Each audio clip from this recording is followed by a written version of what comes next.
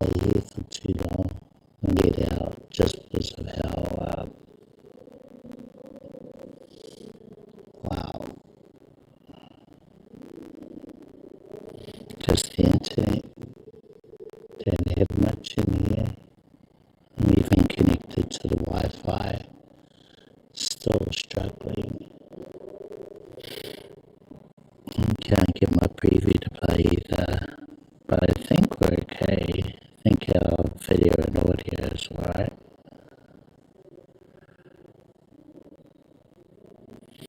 Let's see, gonna try checking my stream on, let's see, Twitch. Is it working over there?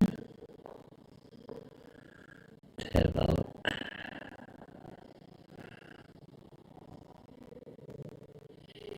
Been live for 4 minutes, 37 minutes on Team Purple. Looks like we're okay. Pictures are moving though.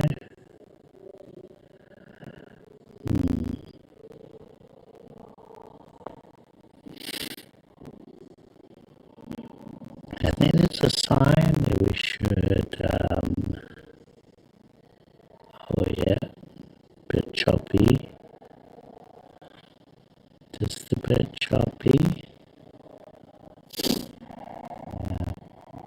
Might head out, come back here some other time.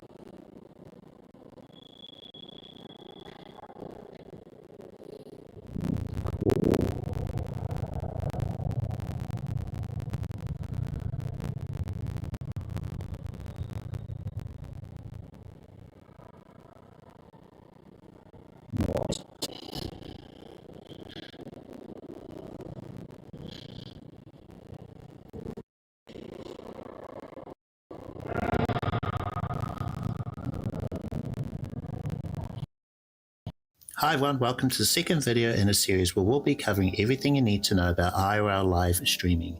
We're actually going to build on the last couple of videos with a broad overview of how everything works, from streaming directly to a platform like Twitch and YouTube, to streaming with a middleman service like your computer at home. Let's start with 3 core parts to IRL live streaming. There's your IRL gear, an optional middleman service, and the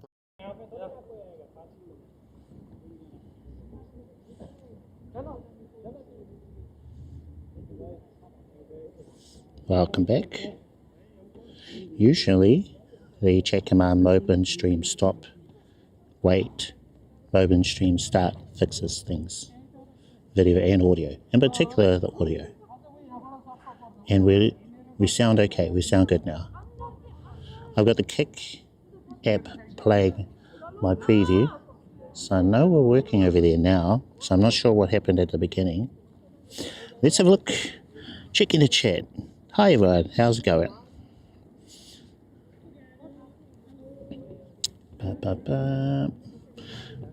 Just going to go to platforms. Okay, thank you. Streaming platforms, YouTube, fetch video ID. Just make sure that we're getting YouTube messages. Okay. Looking through the chat. There's my preview. Okay. No multi-stream over to Kick 2. What a sad guy. winky tongue face emoji. Okay, thank you. I thought it'd be great if I could stream inside the Auckland Museum. That's where I was at the beginning of the stream. I thought it'd be great. I had a feeling maybe the internet would be rough in there. Didn't realize how rough it would be. In fact, I started from the very top level, walked around a little bit. I was checking my phone for internet speeds. They were potato quality, if even that. So that's, you know. I went through the area where they had local dinosaurs. And I thought, oh, it's gotta try and stream this. So I thought about exploring the museum a bit more, then going back to the dinosaurs, doing what we did, dinosaurs and then out. But I thought, nah, let's just do it now. But yeah, in that one little spot where I was sitting,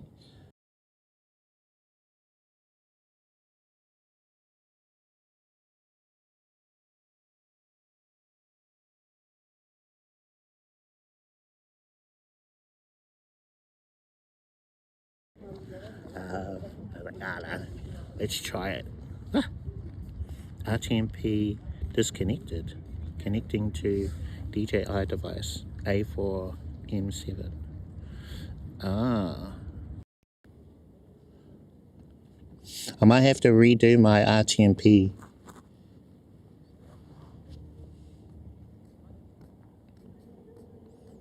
Thank you.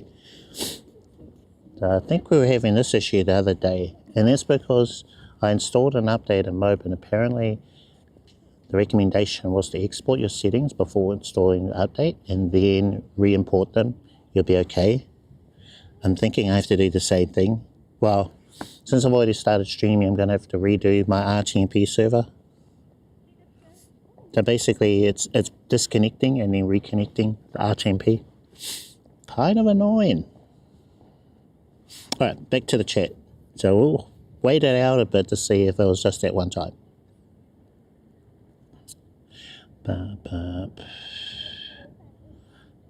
Let's see, reading. So we tried the fix command, don't think that worked.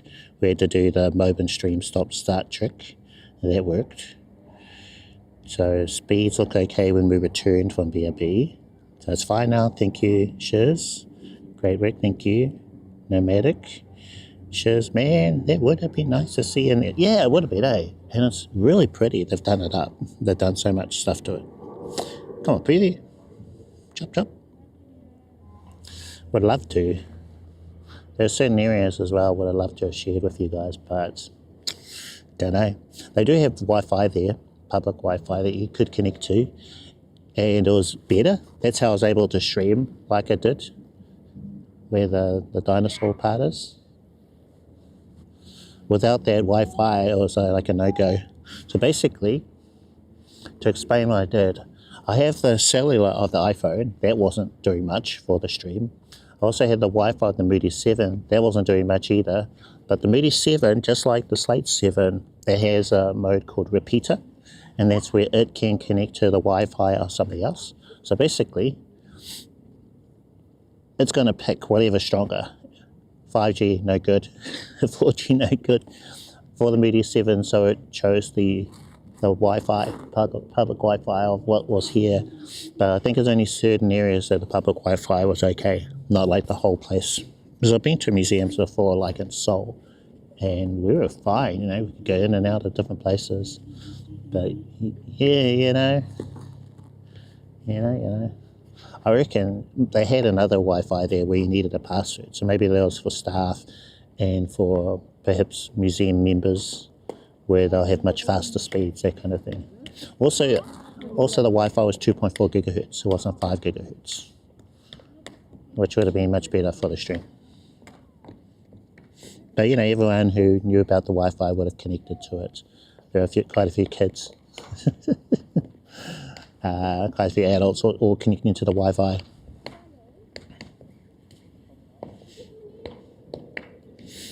Came in from the top of the balcony after the intro transition. Yeah. I'll give you a nickname. It is Shiz. The Shiz.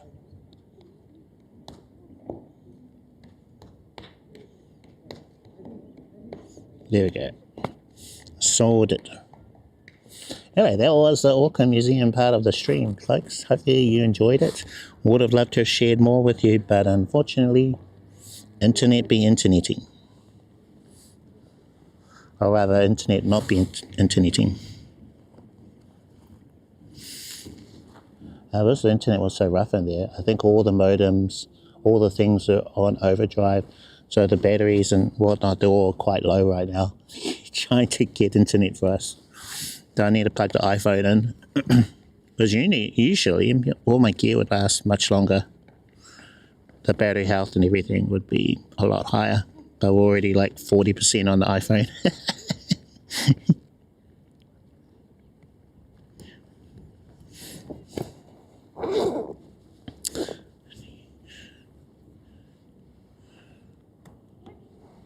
Internet be interneting. I'd rather not interneting. Okay, iPhone, plugging it in for power. Let's check. Do you have a little green thing? We're on 40% battery now. Hey, you're welcome. So I suppose you could say that was a part of our test. You know, what was the gear like in a place such as the Auckland Museum? And I think it did okay. You know, it's nice to be able to have the option to use the Mudi 7 in repeater mode. So basically, I don't have to connect from one thing, connect back, connect. You just keep all your gear connected through the Mudi 7, and then it connects to the public Wi-Fi for you. And you can set up a VPN in your Mudi so that it keeps all your stuff a little more safer.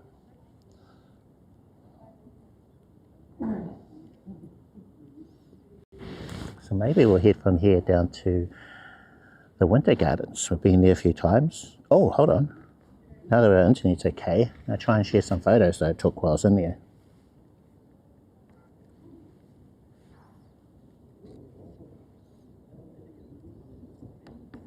First we'll try and connect the Fuji camera to the Mudi 7.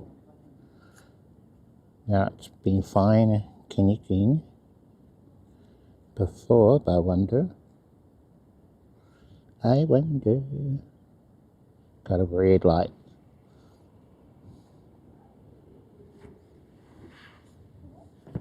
Okay, while we're trying to do something there, I do have a new video which was made public early this morning for me, so around 6 AM. If you haven't seen it, go check it out. The video is on audio sync. If you have an Action 6, maybe the 5 Pro, the newer cameras do have issues, I've been told, with connecting to Moblin or any device via RTMP. So that's where you might have to go through the Mimo app instead, and that's what that video is about. I wonder if we would have done better if we were connecting through the Mimo app in there somehow. I don't think so. Was the issues I was seeing? We go back here. If you look at my local overlays, the very top where we've got our ingest speeds, those were fine. They were like 6. It didn't go really below that number you see there, 6.66. I was quite happy. Whereas the other number for the stream, did we get a raid? Hey, 144 viewers. Wow. Hey, Maybe Glaze. Huge raid. How's it going? How was your stream? Raid. Hi everyone, welcome in. Hi guys, how y'all doing? What did you guys get up to? Any what was that thing you were doing? I watched some of their VOD where you were at the campfire and you're making hot dogs. Doing something like that today? Or were you on the farm? On the tractor? Welcome in, welcome in.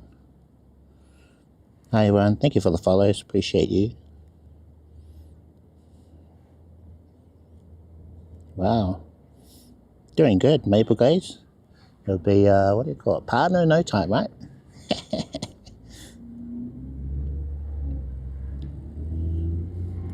Going for the cinematic vibe still.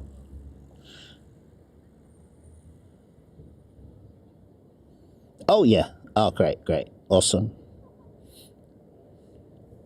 Yeah, always a good time hanging out at Maple Glade streams. Got their voice too. Well, if you're new to my stream, I'm sure a lot of you are. My name's Cliff. I'm an IRL live streamer from Auckland, New Zealand. And my streams are about this kind of thing. How do you IRL live stream?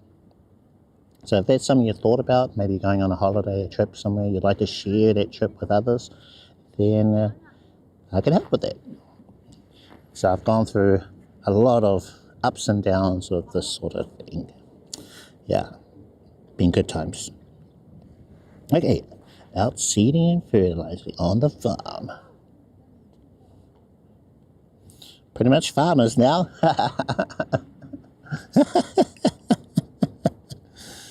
Yeah, it's like IRL. What are those games where you're on a farm? Well, he does it for real. Those games. Yeah, we try to stream inside the museum here. Do you see this building? This is Auckland War Museum. A lot of concrete, a lot of brick, a lot of everything, stone. Very tricky place to try and live stream, and the internet inside wasn't very good either. They did have public Wi-Fi, but only did so much. So if you were there at the beginning, we did see the dinosaur section. So what collection we have here in Auckland. Oh, you did? Almost went to New Zealand. Oh, okay. But I got intimidated.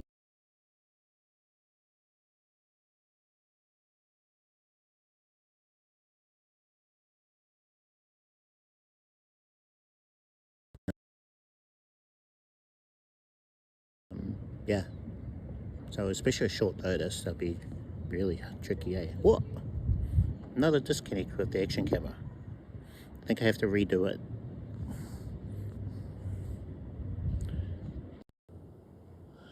Checking my thing. Okay, is that live?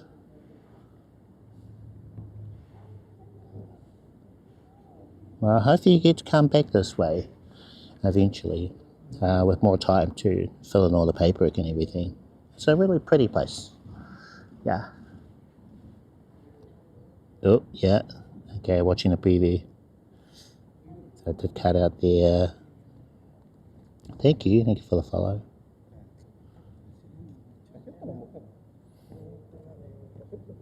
So that happened maybe 5 minutes ago.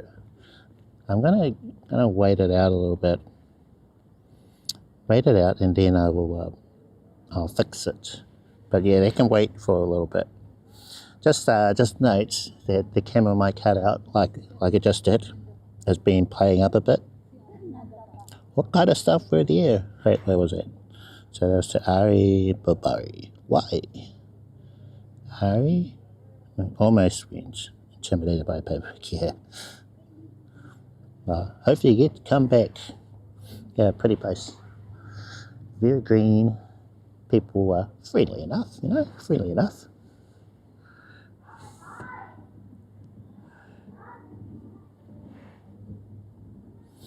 Okay. Just checking through. Yeah, lots of follows. Thank you, folks. I stream every Friday, so for me it is Friday. And usually I try and take you somewhere different, like the museum. Would have been great if I could have taken you all through that, but we were having connectivity issues in there. I would like to attempt it again one day, but I've got a feeling I might need a lot more modems. I have 2 for internet. So the more modems you have, the better your connection will be, but they will also be quite costly. But I would like to do it again. Maybe when they upgrade their Wi-Fi in there. Alright. So, what else? What else happened? Did you get any singing? Any singing going?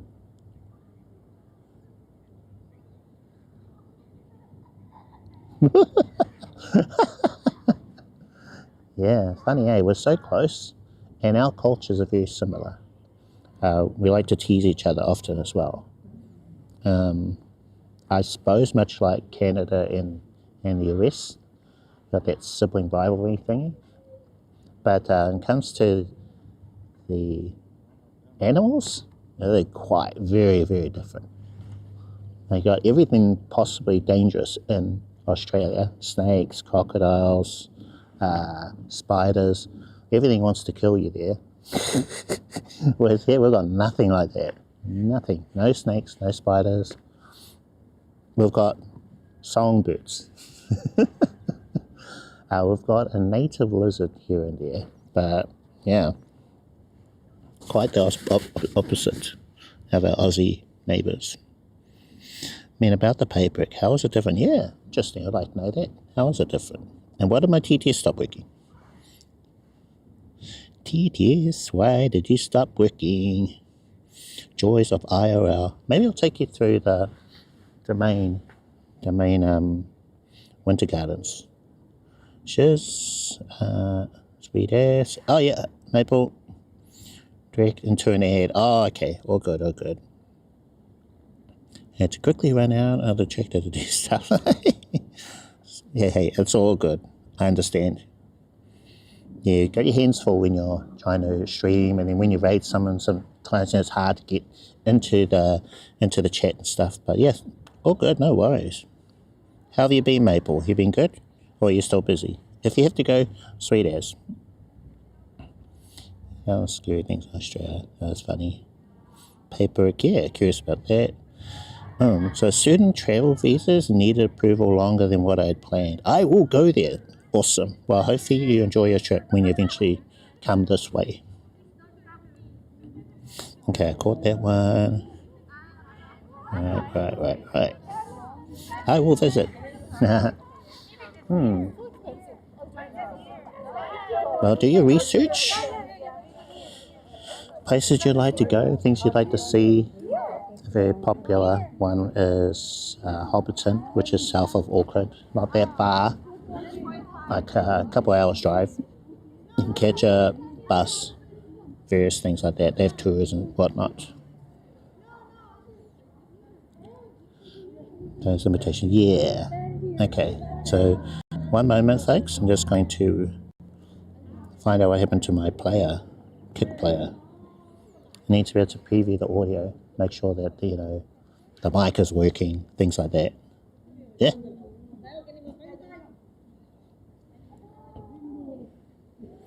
Okay. I have a kick preview to make sure that the audio is working over there, because I know on Twitch it's always working. And then I have also a way of checking the YouTube working as well.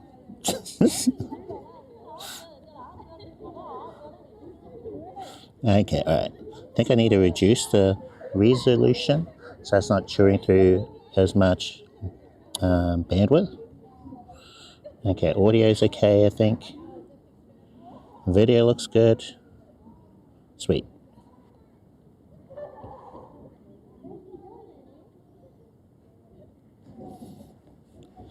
Okay, back to my Fuji camera, because I was in there taking photos. Let's see if it has connected to my travel router. Okay, I think I have to do a trick. So Fuji can be really weird with internet. Sometimes you have to pull the battery thing out. So I had a red light on the back, and sometimes it's easier, quicker to do that. Okay, so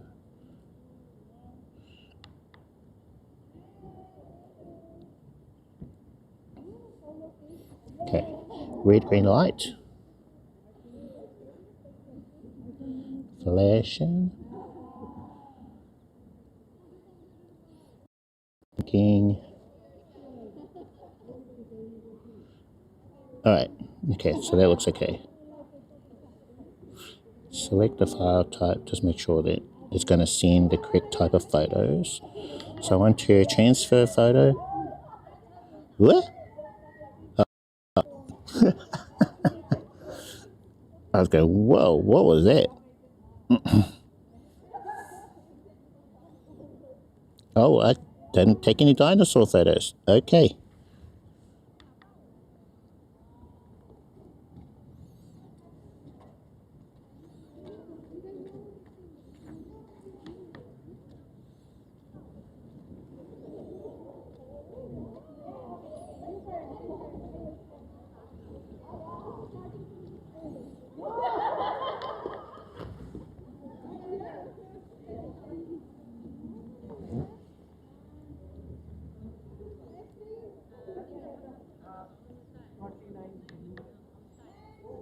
Select range.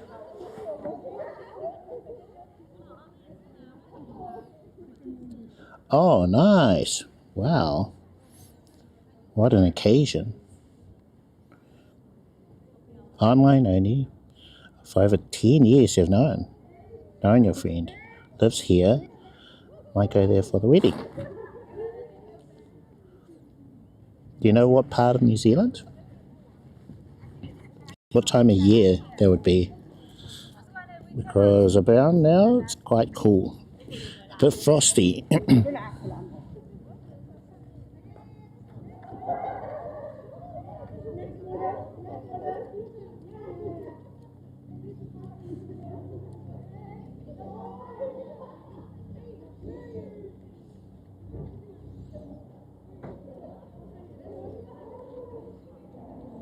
Oh, here. Okay. All right.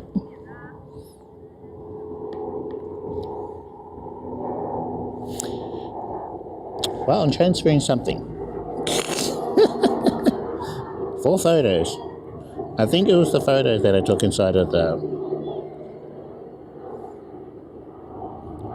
3, yeah, I think it's those 4 photos of the fighter planes in the museum. There are 2 of them.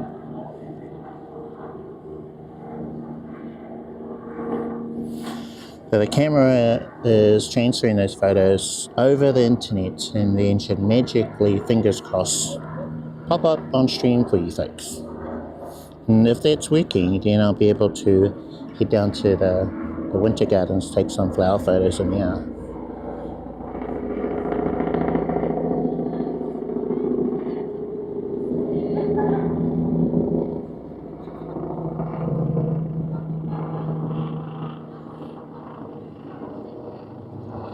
This is a Fuji X106, very popular for street photography, the kind of photography I've been doing more of over the last 3 years, 4 years.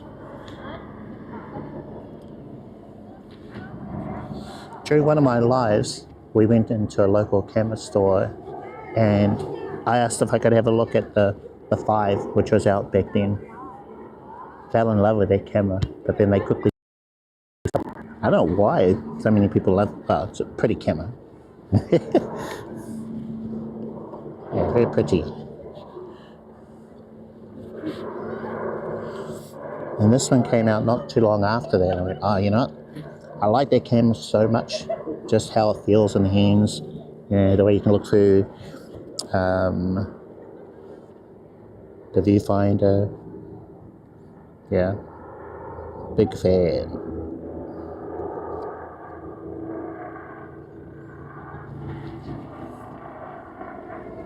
You want to hear a photographer?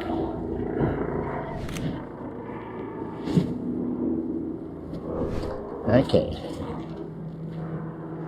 Well, let's have a look at this place. So this could be one of the touristy locations that you could come to if you head this way to Down Underland. It is the Auckland War Museum. They got an exhibit on about sharks.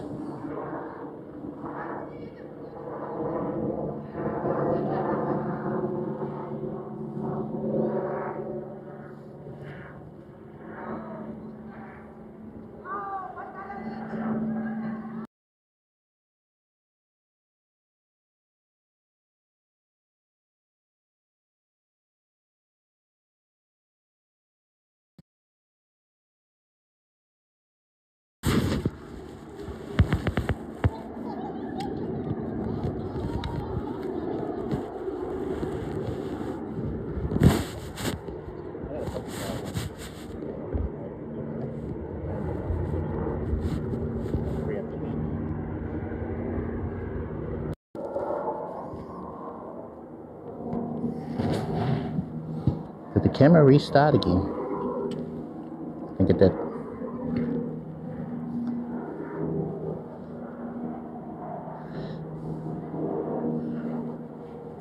We'll go through the Winter Gardens and then I'll fix it after.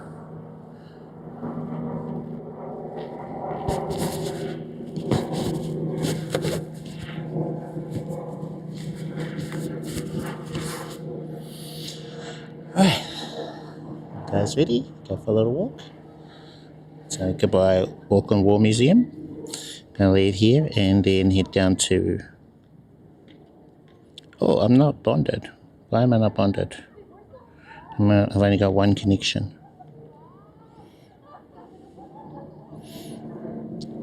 Okay, well, tell you what, we'll walk that way and then I'll try and fix it on the way down.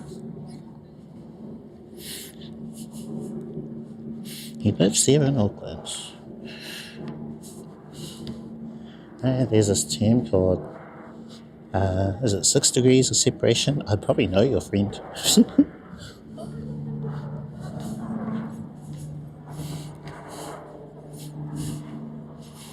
Alright, now, my phone, is it connected to the Mudi? It is, okay.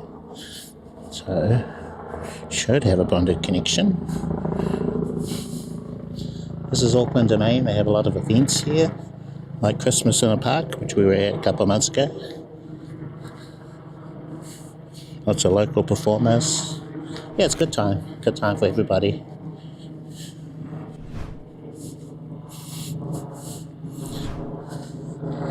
Bruce. Okay, probably not then.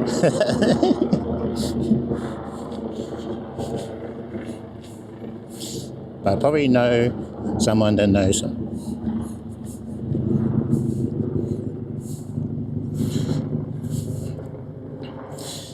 Whew.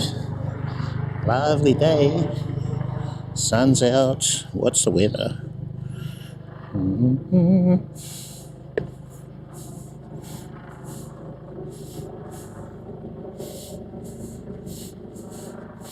So it's currently 16.3 degrees Celsius, which is 61.3 degrees Fahrenheit.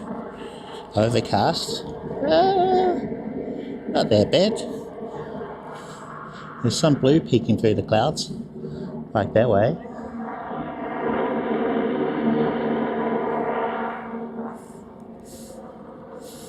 How about that?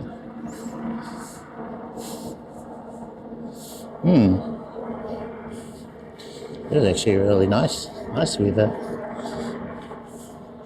I thought it might rain this week and rain today, which is my usual streaming day. But we've been blessed. Clouds have decided to hold it back. Maybe for the weekend.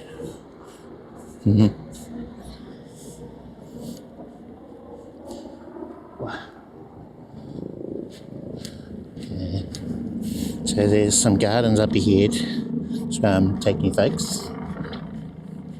Very pretty, also rough on the internet, so we'll see how the gear handles going in there. Been there a few times with this setup, but a bit more accustomed to it. Yeah, in October I think, that's when I plan on doing a big trip. Hopefully you guys will join me. That'll be to South Korea and Japan. Never been to Japan before. I think that'd be a lot of fun. I'd like to stream that part. But it'll be quite a short part of the whole trip. If anyone has any tips, places to go to in Japan, love to hear them. Whew. And it's been getting cooler,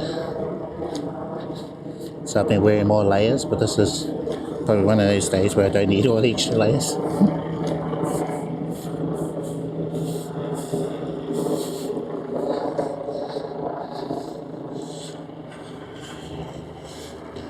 Okay.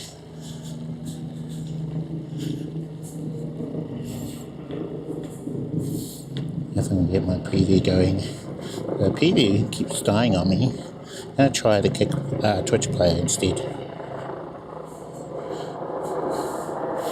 Just need a way to be able to monitor the audio.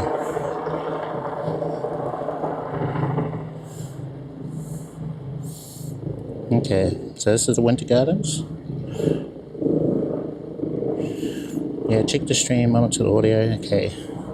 Resolution looks good.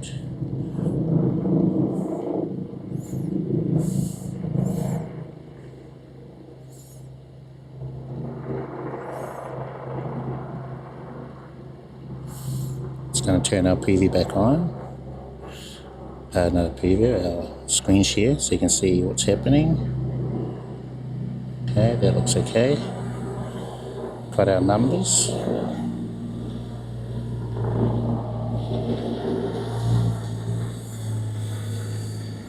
Just need to lock the screen so I don't accidentally bump anything. Cool, right. So, got our Fiji camera. Make sure we're ready to take some photos. Lens cap off. Yeah, quite nice. Gonna go for f5.6.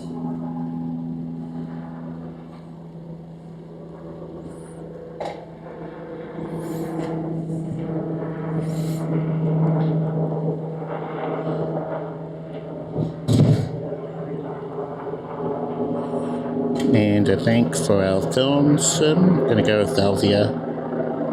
Okay.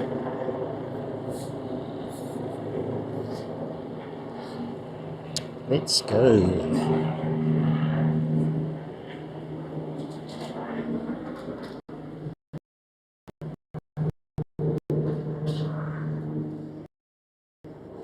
How's our flowers looking?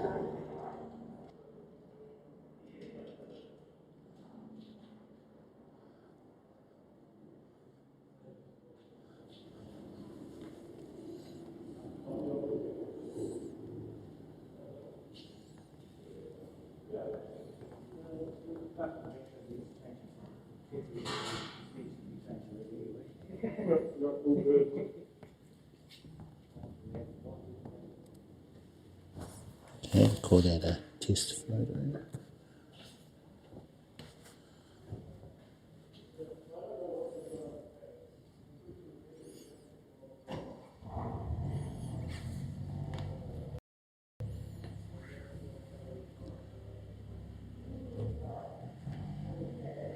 We've got internet struggling.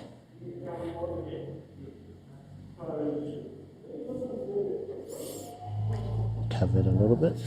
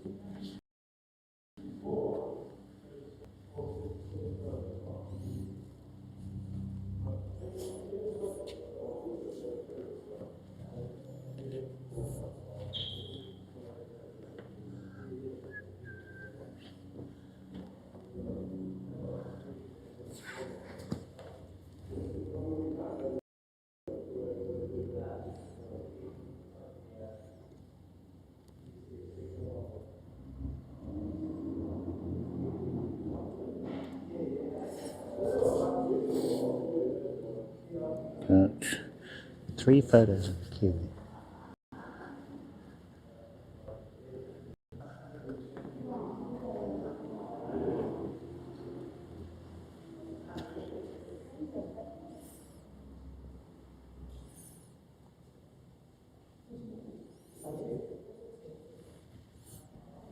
Yeah. Yeah, it's always nice to come here. Relaxing. Free too, so free is always good. Sock man, our Fiji gang. That's right, you know it.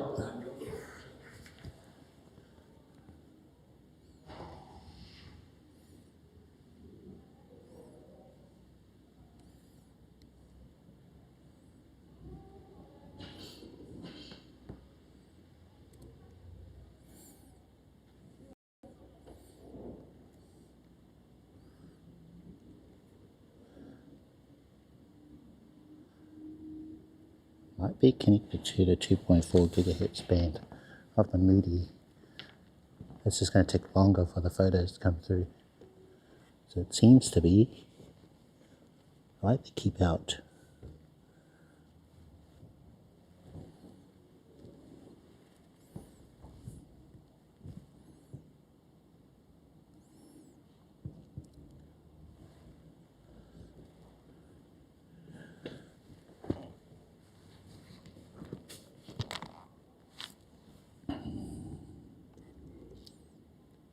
Get the sign.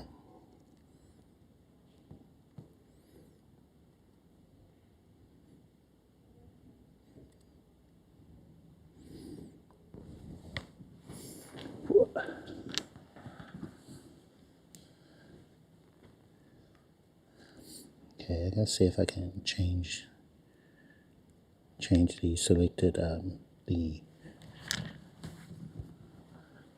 thingy. Selected thingy. So I've got 2 entries for the Mudi 7 in the camera. Yeah, I think I was connected to the wrong one. What are these? Eggplant Thai green.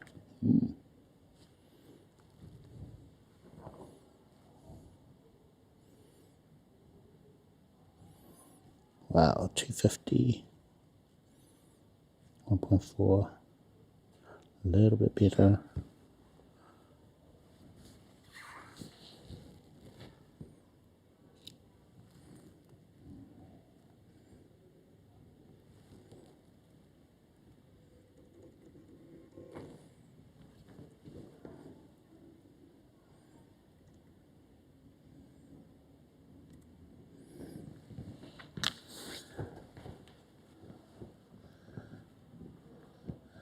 Hopefully they don't put them to waste. Hey, looks like they got a little kitchen supply here.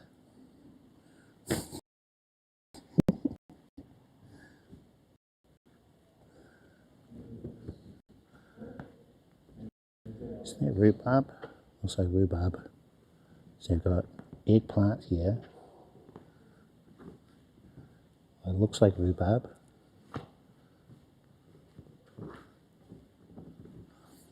That looks a lot like a cabbage.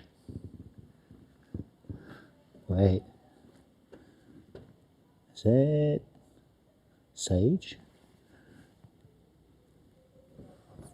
I always get those ones confused, even though they look very different.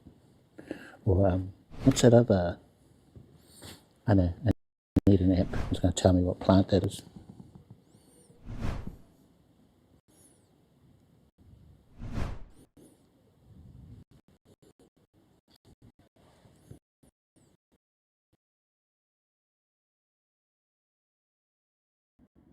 My preview isn't working, so I don't know if the audio is okay.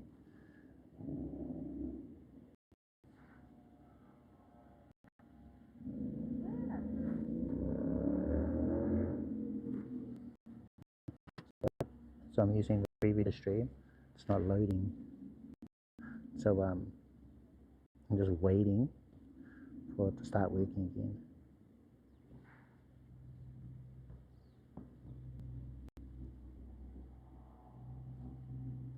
Okay, yep, pretty glitchy. Glitchins. Wonder if I should try switching.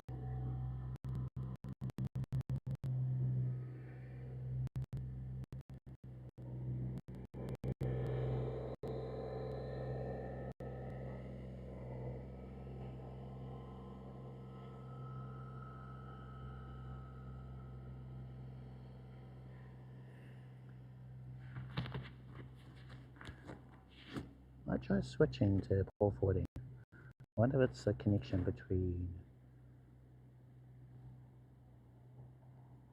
I mean, it's worth a shot, right?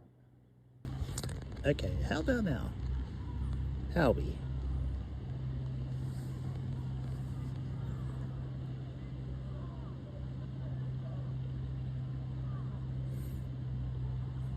The internet around this area is pretty bad. I know it's bad. I like to come here sometimes just to check things. I like to check the gear that I'm using, test it, put it to its paces by going through here, knowing that we could have problems. We're back. Hey my bro, DJ Reminisce. Thank you for the links in the chat for people to join the Discord, other places. Yeah, so I had to switch from using Belabox Cloud. I was thinking maybe it's something to do with that connection to port forwarding. When I use port forwarding, there's no bitrate. There's nothing to check the speeds. So I need a service like Belabox Cloud for that.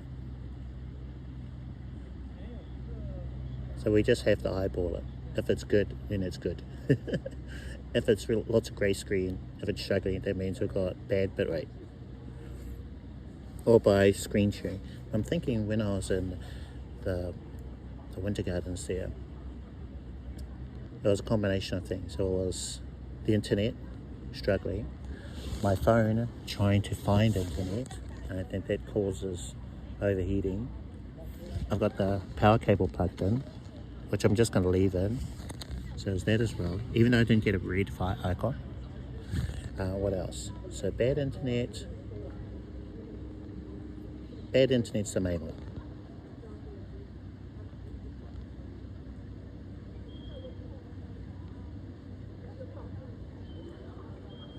Yeah, and somehow the connection to Belabox Cloud was saying 0. So I'll risk a screen share now. So when the screen share comes up, you'll be able to see all my stream details in that screen share. The ingest, fine, so no problems there. Wireless video from the Action camera, the mic 2, through the Mudi 7 into the iPhone, so that part's okay. It's the one below it, one with the orange traffic light, that one there. That's where I was having problems. It was a red traffic light, and that was when I was connected to Belabox Cloud. So for some reason, not sure why, for some reason there was a problem with that, I think. Maybe to do bonding perhaps. Now the problem with this connection that I'm using right now is there's no bonding. So it's working. I think for here we'll leave it on this. We're relying purely on, I think it's a cellular, no Wi-Fi.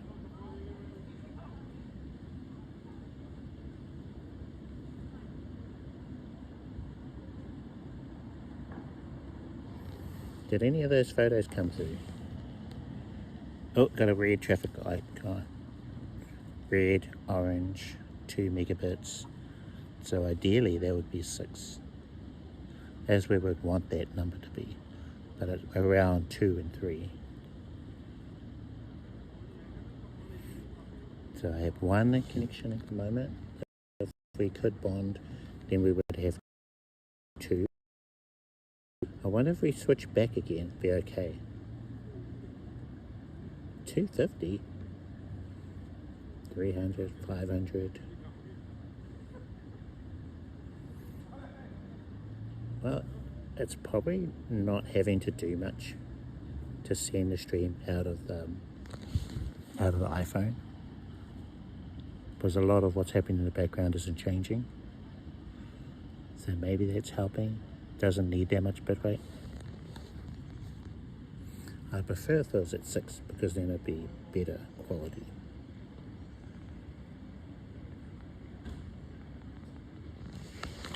Okay.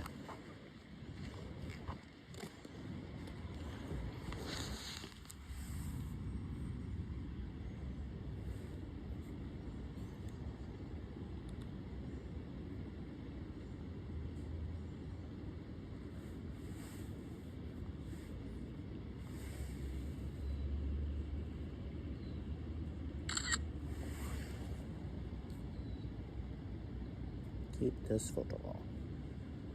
What am I using as a hotspot? Alright, Midi. Cool.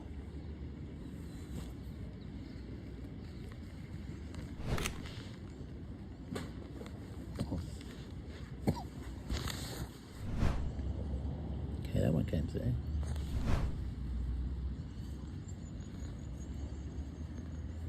just going to check what was our last photo. Oh, actually that was. So let's just try it again. So it was number 4, really. I only got 4 photos.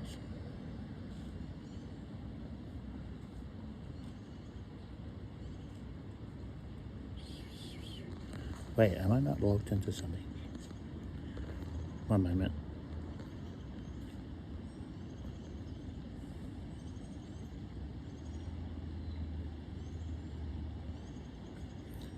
Not logged into Kik. See, Kik's locked me up.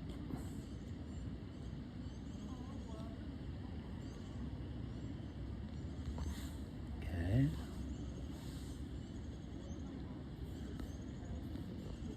Clear.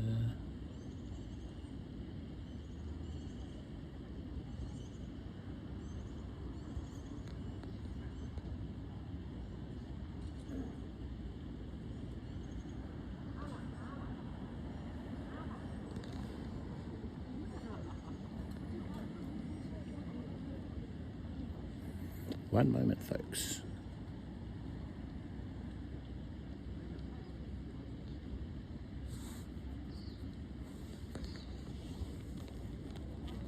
Sometimes when you have internet issues, it logs you out of things.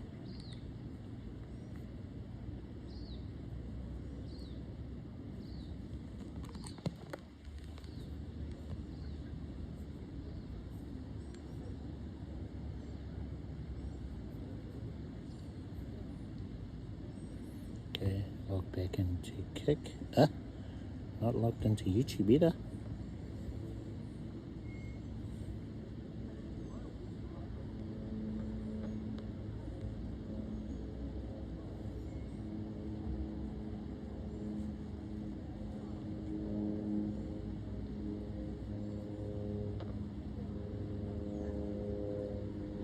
Probably why I'm not getting chat. So I'm just going to fetch video ID,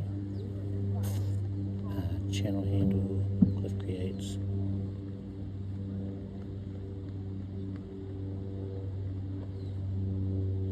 Good times.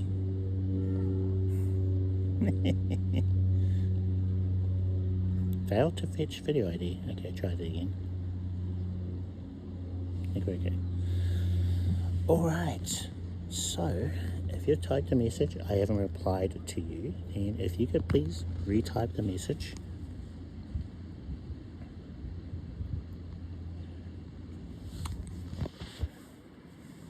On this phone, I'm just going to jump into YouTube chat, have a look.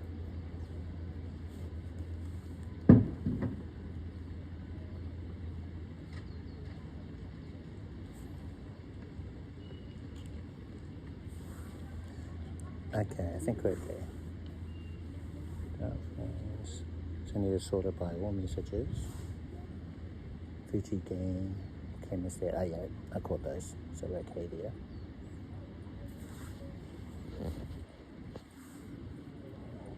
So YouTube, alright. Kik, let's have a quick look.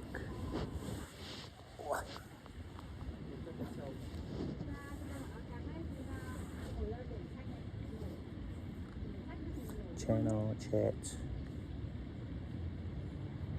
Oh, okay. I think we're okay. I think we're alright.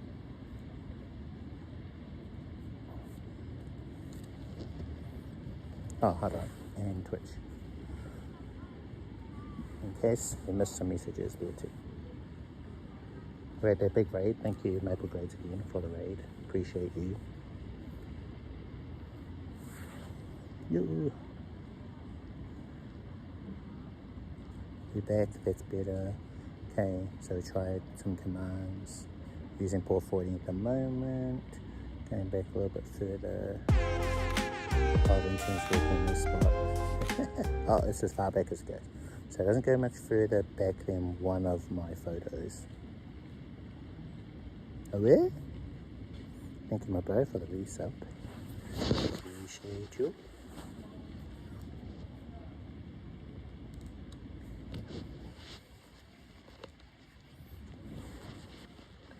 Thank you, my bro.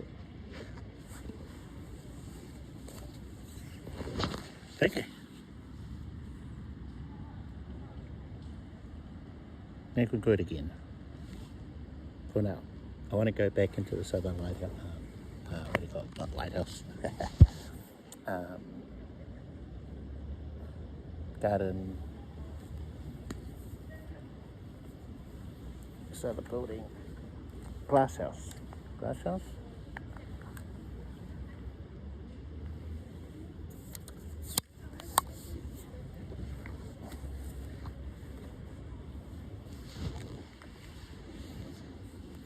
So we're still using port forwarding on a single connection, single SIM card.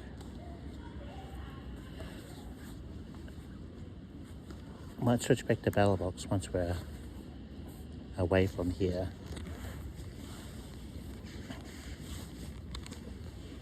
Ooh, bit rate dropped a bit. Now it seems okay.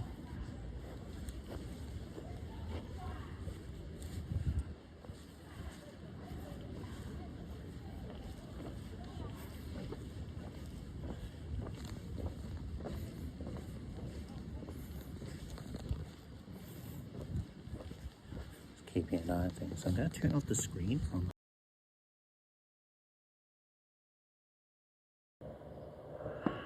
Okay.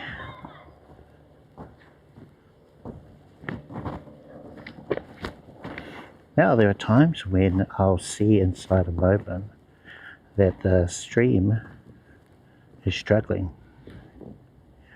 Let's have a screen share. Bam.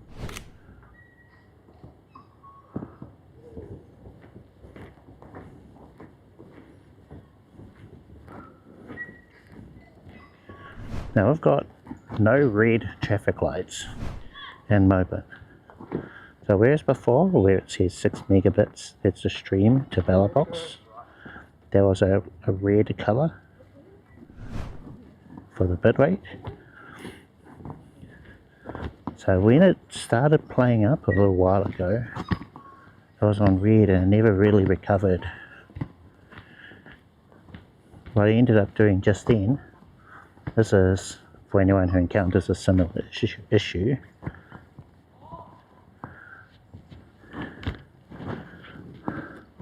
Look at these autumn colours, isn't that pretty? Okay, troubleshooting.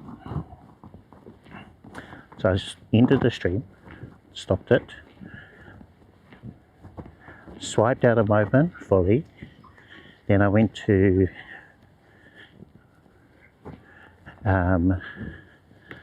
what do they call it? Well, rather than going flight mode, because that also disconnects the Bluetooth headset, I just turned off the cellular or mobile data and also the Wi-Fi. Turned both of those off, turned them back on again, reopened Moblin, reconnected,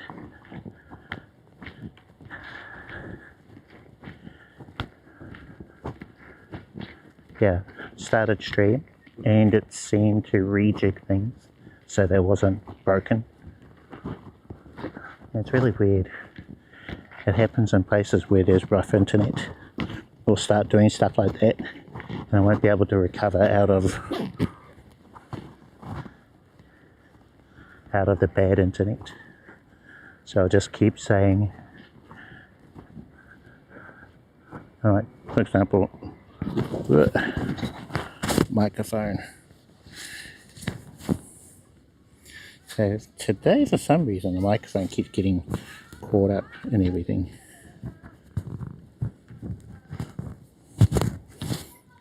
Nope.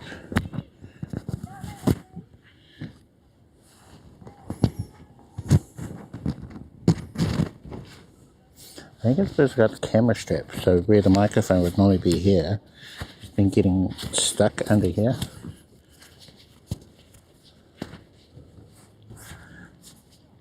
Okay, there should be better unless I move my crossbody bag around.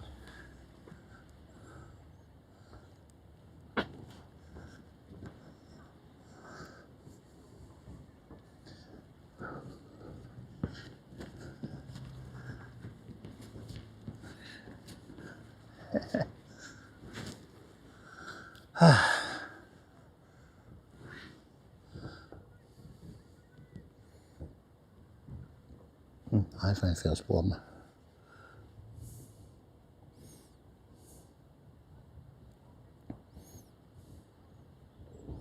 %83 battery. Maybe I'm going to unplug the power, just be easier on the iPhone. And then if I turn the screen off, that's going to help as well. Now keep an ear out for chat.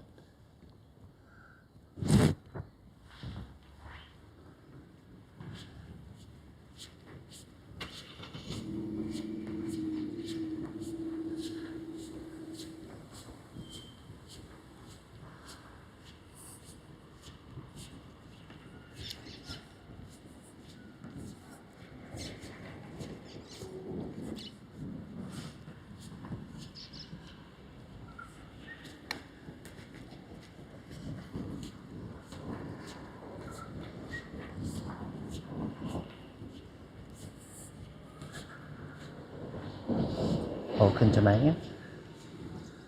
I think I won't do their test again until I've got more SIM cards or more connections. I think that's really it. So the connectivity via RTMP, that was fine. I wasn't having any issues with that. So whenever I've had glitching, usually it's either one or the other. So it could be the wireless of the RTMP video from the Action 4 into my iPhone. So since I got the Mudi 7, that's not the problem. The problem now is that 2 connections just isn't enough for a place like that.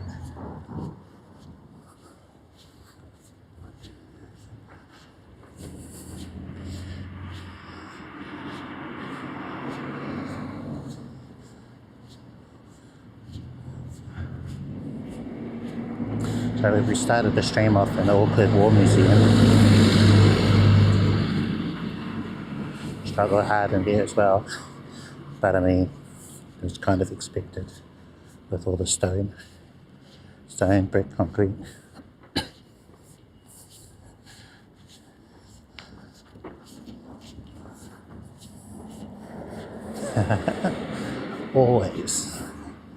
Always need more connections. Yeah, the big streamers, they can have 4, even 6 connections. A whole bunch of modems.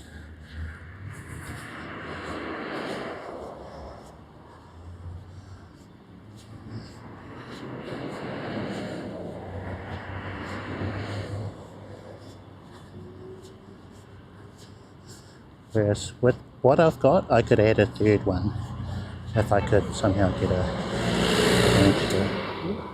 extra SIM.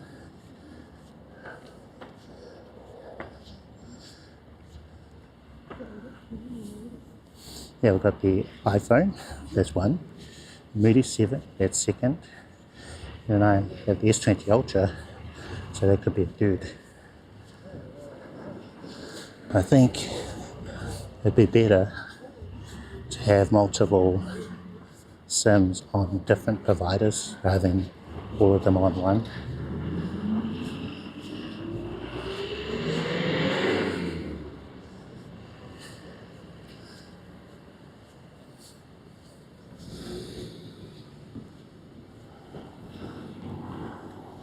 Here though, it's cheaper to do them with the same provider.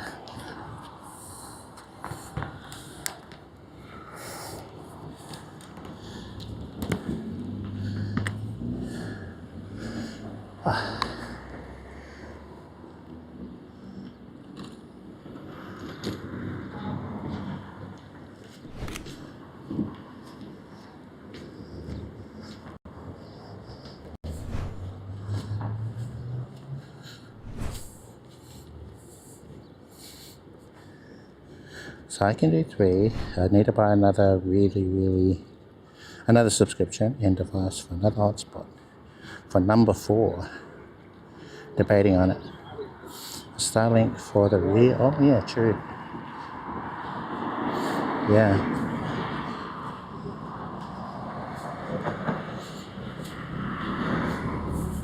Hey, Safi. How are you?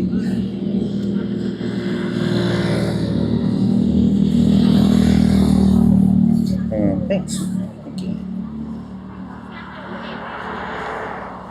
Took some photos earlier. Wonder if a few more have come through.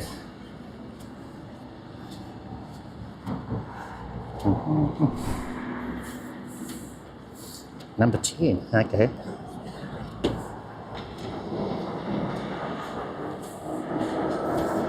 Oh, what is it? So it's a blank photo. Okay, delete that one.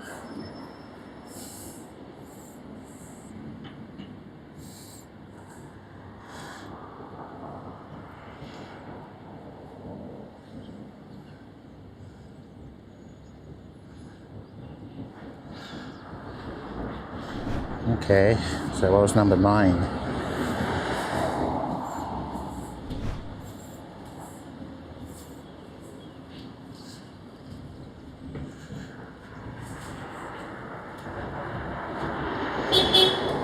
Oh yeah, that's a good one.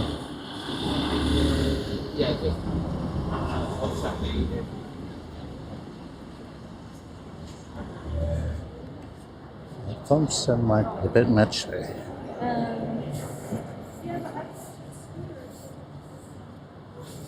Oh yeah.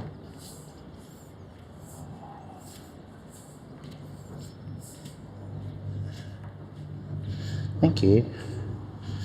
Well, if you're using Moblin on your iPhone, you can just do what I'm doing with the screen share.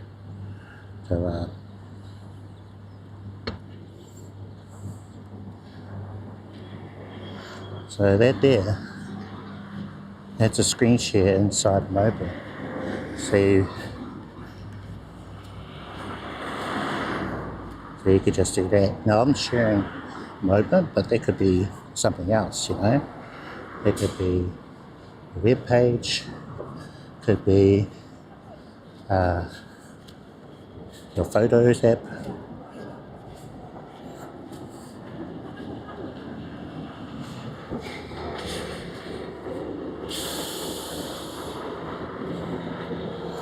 I'll try and find something like YouTube apps.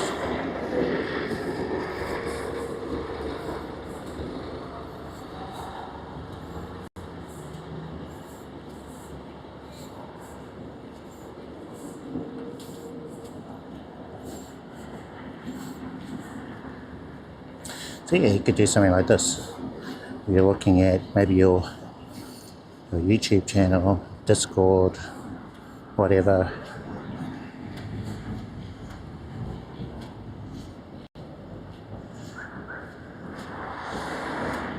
So for example, I could say, hey guys, have you seen my latest YouTube video? So go, it's called Moblin DJi Action 65 Pro Audio Laggy Out of Sync. So there's that video if you wanted to check it out. So you could open the video.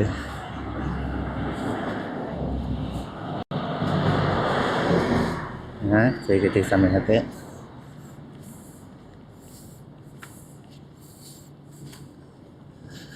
I wish the videos underneath were your own videos. But yeah, okay, there's it. Just go back to Moblin. Keep in mind that you can't see what's happening in your chat when you swipe to something else. So you might need that other phone, the Samsung, to check what's happening. Have you tried going with a Nighthawk Belabox system? Well, I've tried a Nighthawk M2. So Zingo gifted me one. Thank you, Zingo still. But the Nighthawk is good. It's really solid. The new one that I've got, which is the Midi 7, it's 5G. So it's like a step up from the Nighthawk M2. But that was tried and true for a long time. People were using the M1, M2. The newer models now, they've got Nighthawk M6, 6 Pro, 7, 7 Ultra, all sorts. Belabox, yes, Oh yeah. I mean, they basically do the same thing. They provide extra internet and a mobile hotspot dedicated for that purpose.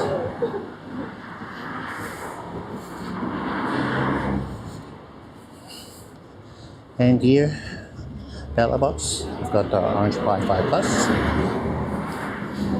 Gifted thanks to Midnight 4D. So shout out to my Aussie friends who've been able to help me explore different areas of IRL. Oh yeah, nothing wrong with it.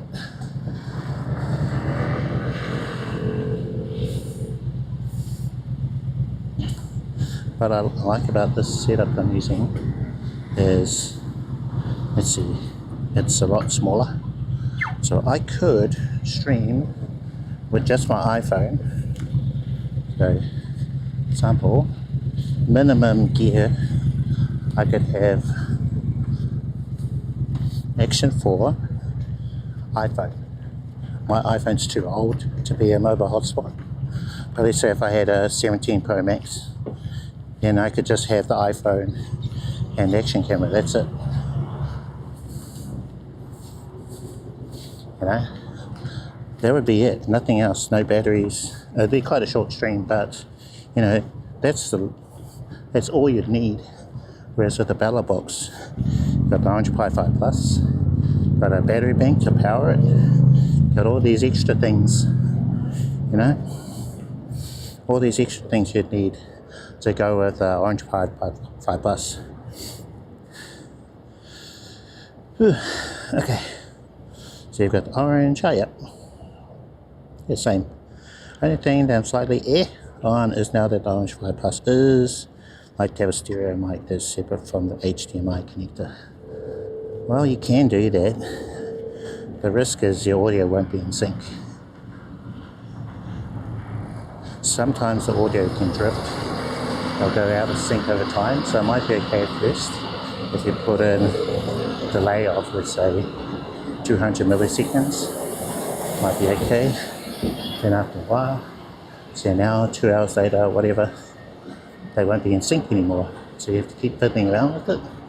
That's why I prefer to connect my mic directly to the Action camera, so that doesn't happen. You don't have to worry about it. What do pros use? Oh. See, I'm using, well, I show all the details in my YouTube live description, which you'll be able to see. So if you have a look there, you'll see what I'm using. But let's see.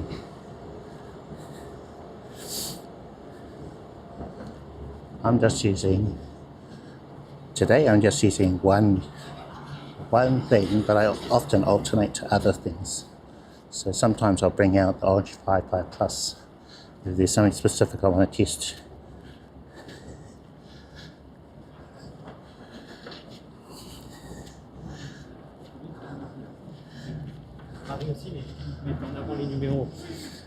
I really like this because I need very little to live stream.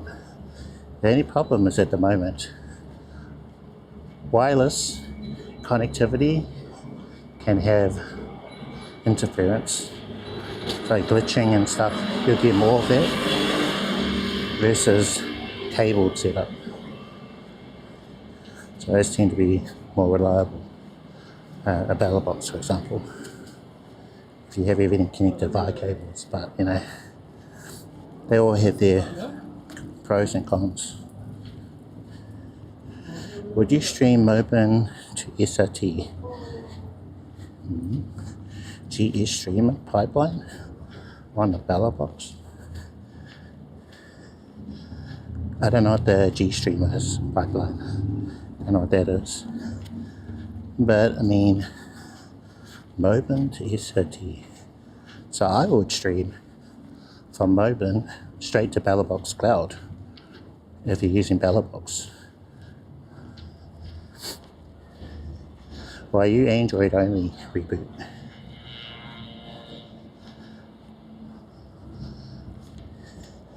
Yeah, so with Moblin, I'll screen share again.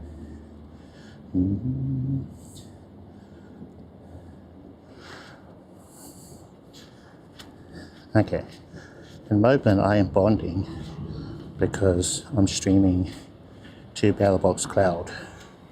When you do that, the protocol, SRTLA, supports bonding. My iPhone has cellular and it's connected to the Wi-Fi hotspot of the Mudi 7. So just by doing that and by using Belabox Cloud, it sees that extra connection and can bond the two. So you don't need to do anything extra. Now if you want more than that, then you can just use Moblin to bond more than the two.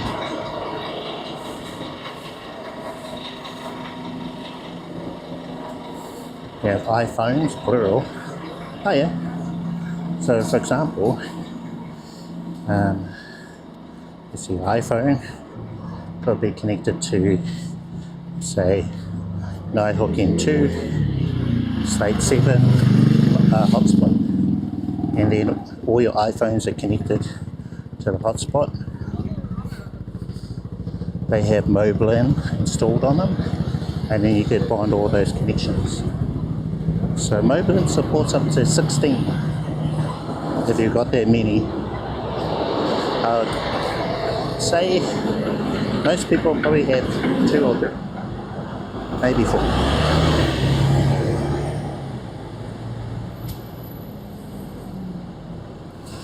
So whereas I can see 2 connections because that's all I've got. If I could connect to a third, then there'd be a third one in there. Like my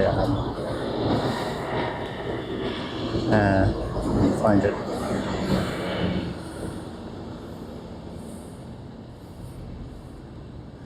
And that's all on the phone. You know, more than 2 connections was unheard of until Moblin came around.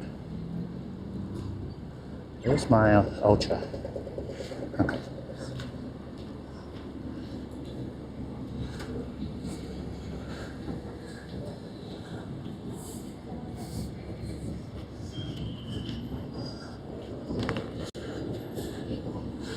Okay, now because I've got an iPhone and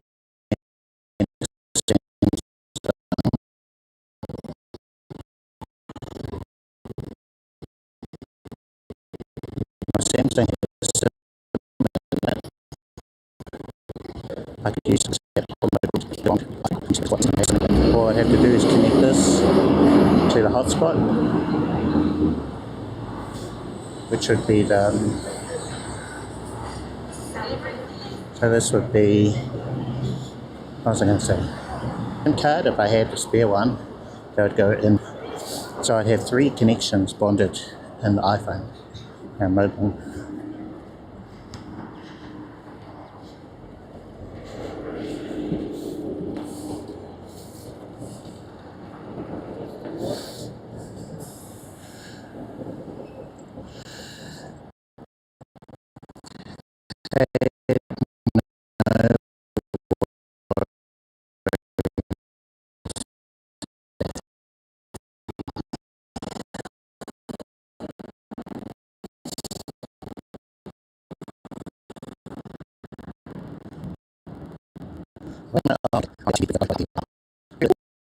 Hey John, how are you?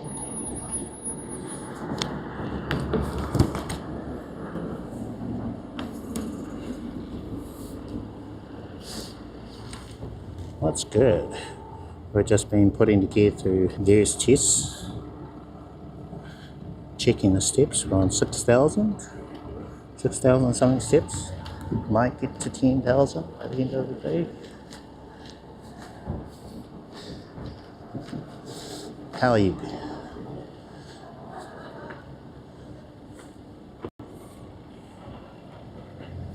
One other thing I noticed, reboot. In large convented, wide is a must for places with saturated airspace. Well, yeah, that's true. That's where you're going to get a lot of interference.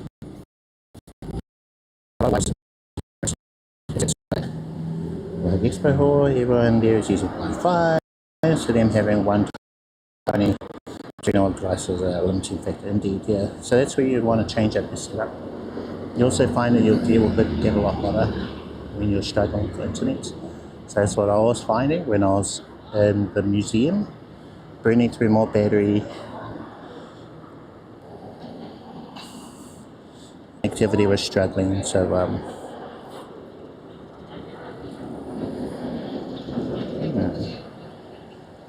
I wonder. So speed seemed okay now.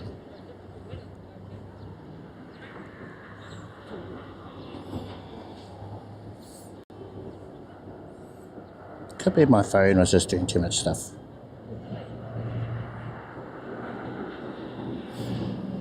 Yeah, so I've done, let's see, TwitchCon, Armageddon Expo.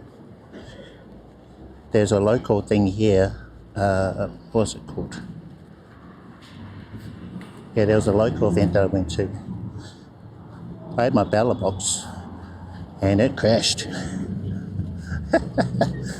The Wi-Fi adapters I had on the Belabox, they were hot as. I think I was trying to wireless R10P into the Belabox. So maybe if I'd figured out how to do a cable connection for that event, then I would have been okay. Yeah.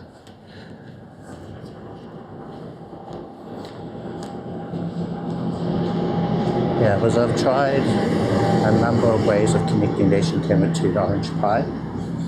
I think the best way so far has been USB-C and the Action 4 to USB-A into the 2.0 port, which is weird.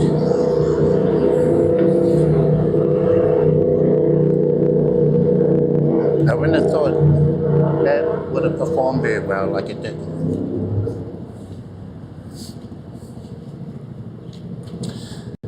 To read that.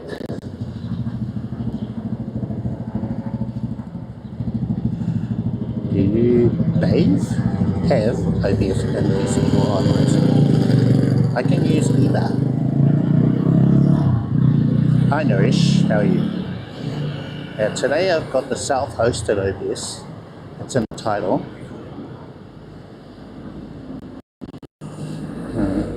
Are you using this one? Audio sounds a bit glitchy. So we're on self-hosted today. We have used a remote OBS too. That would be the streamable setup when I'm using it. Whew. I agree, I have USB-C to the Verizon hotspot and USB-C to A for the AT&T phone. Okay.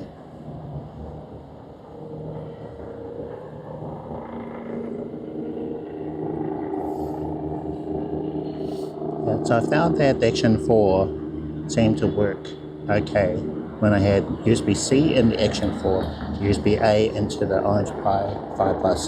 So when I did it that way, it worked better than USB-C to USB-C into the Orange Pi. For some reason. I think it also got a lot hotter when I did that, maybe because it's trying to draw more power from the Belabox.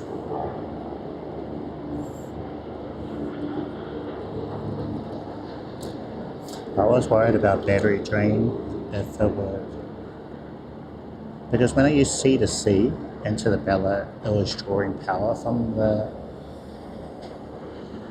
Well, actually, it was drawing power from the battery in the Action 4, and I would see that the battery would go down, whereas when I used C to A into the Bella, it wasn't.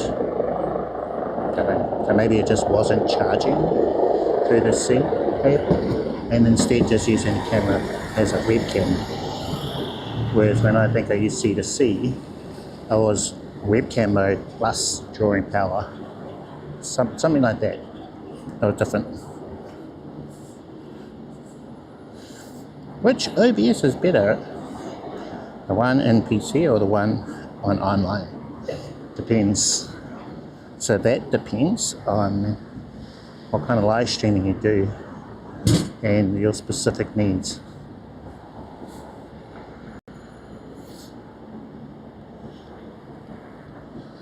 So at the moment, my self-hosted OBS, I've spent, I think, over 2,000 hours on it. So I put a lot of my own time into making that work for me. The one in the cloud is pretty new.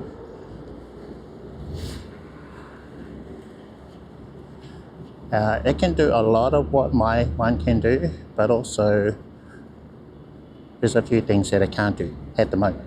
So I'm sure over time they'll add more and more features to it.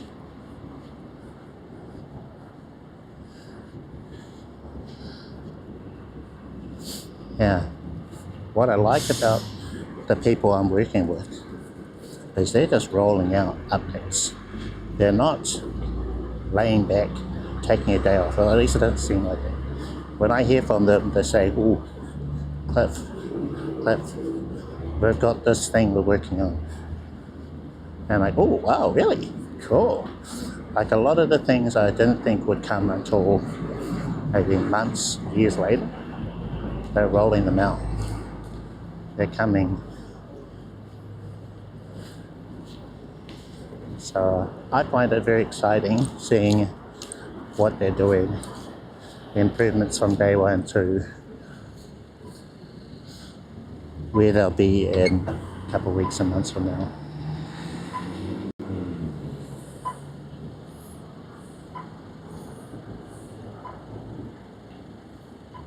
Hydrate.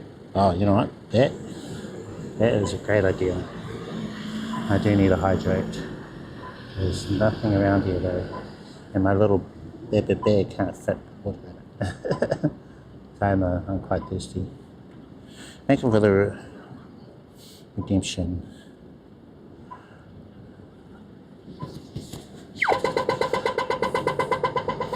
So both remote, well, exactly. So I can switch out from one thing to the other. Like for example, earlier today, I could switch from using Belabox Cloud to port forwarding. So when it seemed like Belabox Cloud wasn't working for me, sometimes it could be any kind of quirk.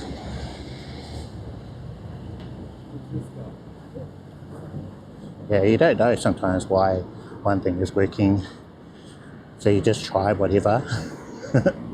Like I switched to port forwarding, it seemed to work for a while, and then it encountered problems. We're now back to Belabox Cloud again, without having to end the stream. So this has all been one stream.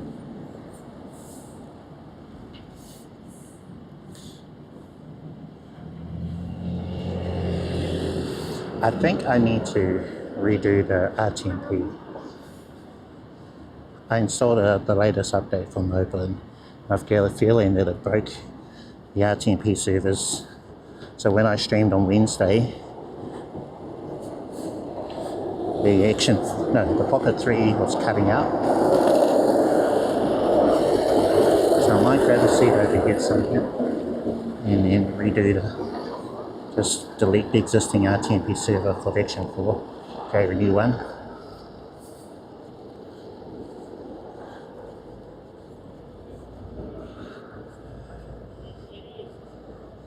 Multiple cameras. Well, I've got one where I stream from the Action 4 and Pocket 3. It's a video. If you look for the thumbnail, I'm holding both in my hand.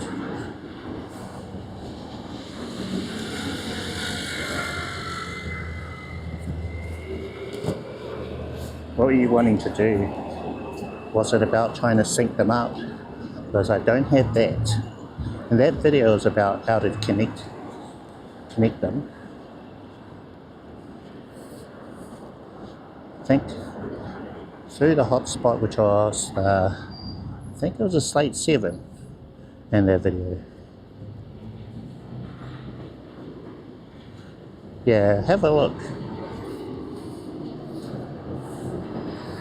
Maybe I'll do a video. I might note that down for later. A video on how to try and sync them up, because that wouldn't be, I didn't do that in that existing video.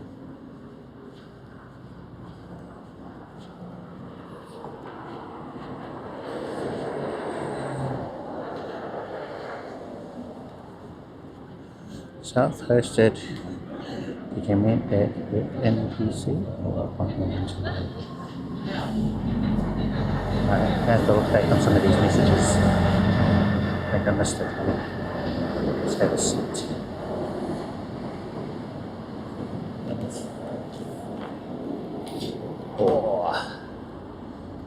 Oh boy.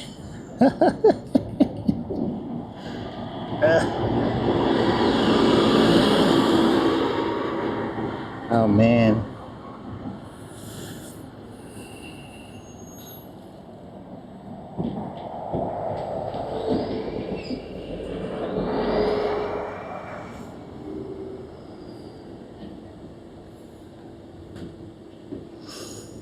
Okay, I think I read that one. You see on the server, read that one. I still both, yeah. Sir, are you streaming feed going directly to OBS or can you party cloud service to OBS? That's why I recommend you guys check out my live description. It's right there. Usually it's right, except for last time where I last minute changed my mind.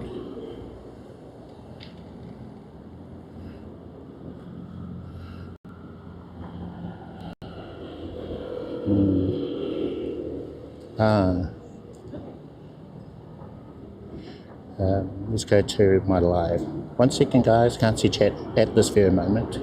So just want to show you.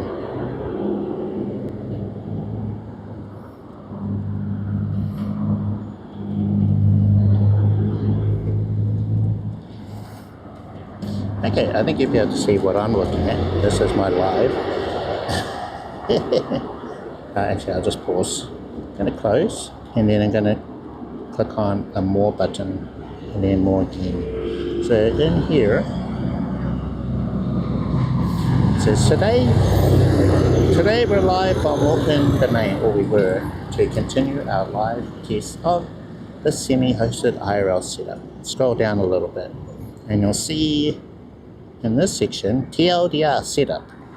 Moblin to Belabox Cloud to self-hosted OBS to Restream, Twitch, YouTube plus Kick using our OBS plugin. The camera we're using, Action 4, we've got the mic 2, Road Lav Go, we've got the resolution, settings. Now I'll just double check those when I get home that those are correct, but I think they are. The IRL encoder today is the iPhone 11 and the Moblin app. Now that could sometimes change to the Orange Wi-Fi Plus. So you'll be able to see all the details. The audio is coming from the RTMP of the Action 4.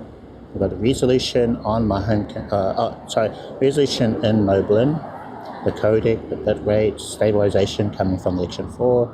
We've got the protocol that we're using, SRTLA, because the destination we're streaming to is Belabox Cloud to the home PC, internet, cellular, and Wi-Fi. Bonding, yes, we are. Got the Mudi 7, which is a 5G plan and 5G device with Wi-Fi 7, and we've got the iPhone 11, which is a 5G plan but 4G device with Wi-Fi 6. We've got the middleman services, so what I have in the middle of my mobile phone and the platform. So in the middle we've got the home, OBS, and we've got Streamable. So that is all the stuff. And if you check my lives, that will often change depending on what I'm using for that day. So I update the description for every live stream, and I'd say they're like 99% right. Sometimes I might forget that I've changed the mic.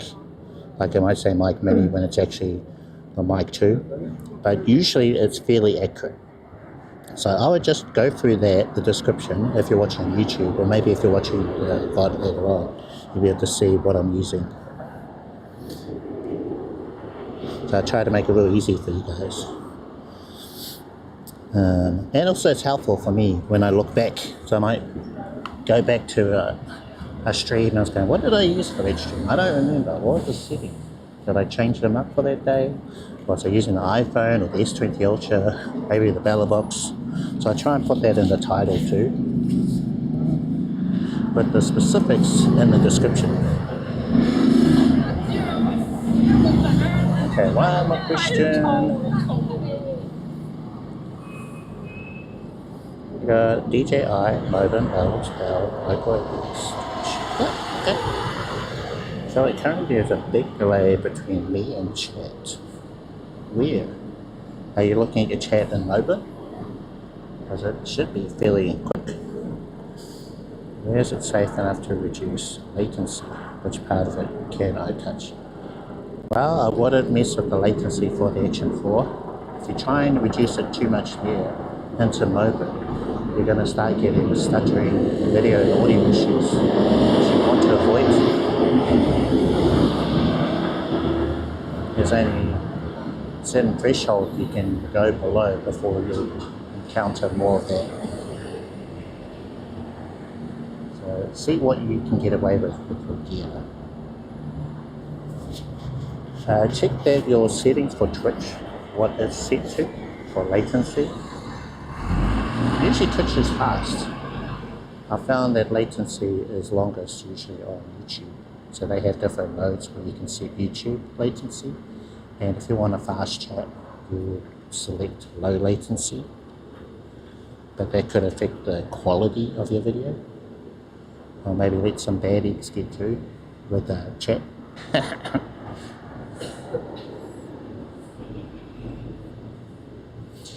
So let's see.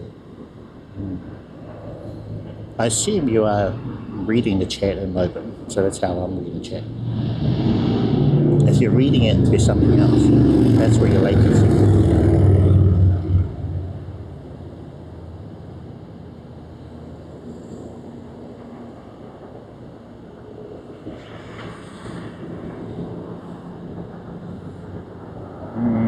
Yeah. But also check what you're using for chat. Are you using Moblin for your chat?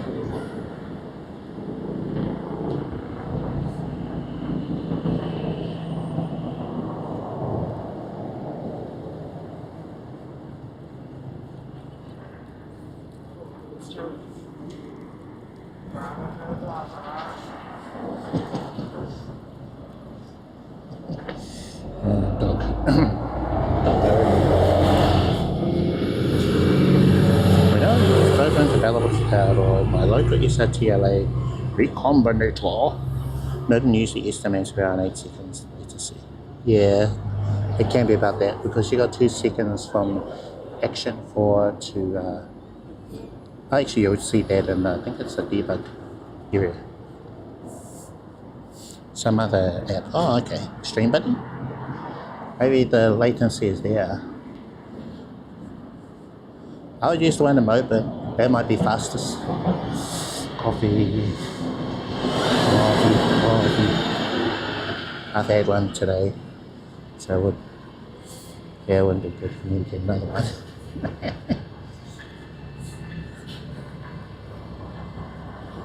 I owe a hydrate. I'll find a fountain somewhere. There'll be one.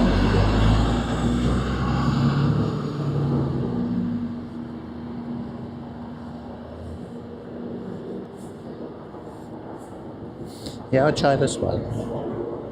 For example, you can log into Twitch. Yeah, your Twitch. Log into your Twitch. And then you'll be able to read your chat in the app.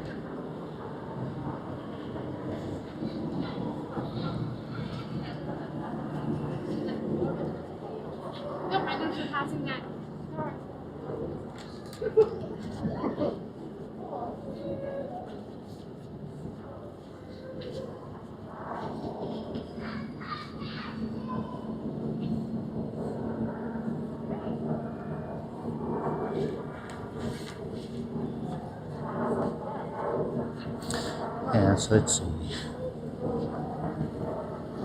And usually there's 3 seconds of latency between the Action camera and Moblin. You need about that much buffer to avoid stuttering and glitching. So there's some latency. And then it's usually 2 seconds from Moblin to Belabox powered to your home computer. That's why you put in, what do they call it? Is it latency? There's a value that you put in the media source. That's usually 2 seconds or 2 million, 2 seconds. And then you got latency between your OBS and the platform.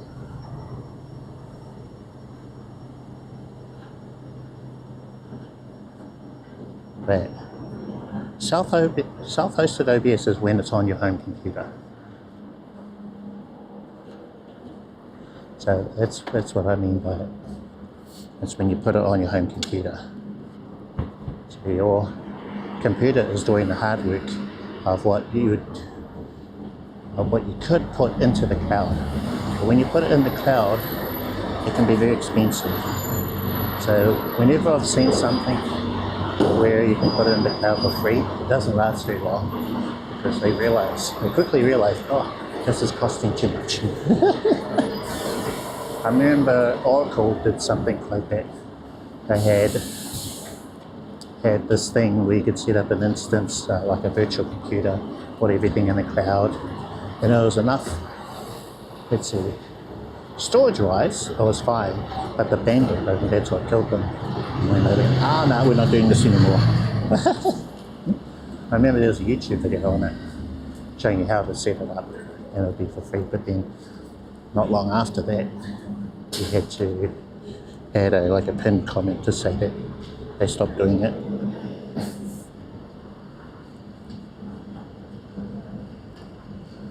And so if you're wanting to do it in the cloud, I don't think there's anything for free.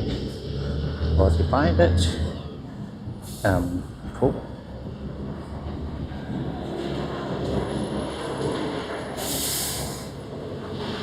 Don't upload the video on it, otherwise everyone else will sign up and then that'll be it, game over. And that's what happened last time. That guy uploaded a video, everyone went, whoa, awesome, sweet.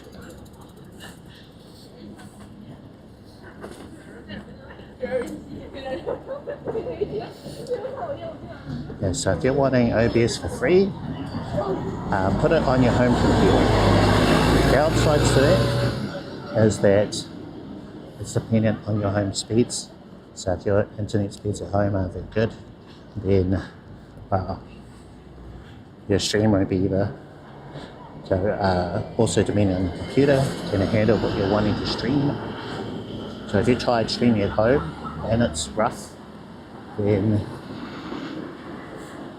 it could be the same with IRL. What else? So depending on your computer, depending on your home speeds, your computer needs to be on for you to live stream, so you can't just turn it off because then it will stop working.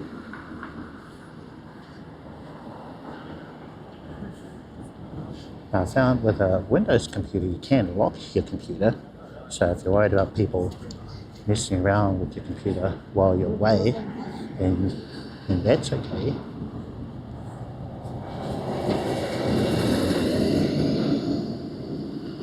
It took me a long time to realize that I could lock my computer and also live stream.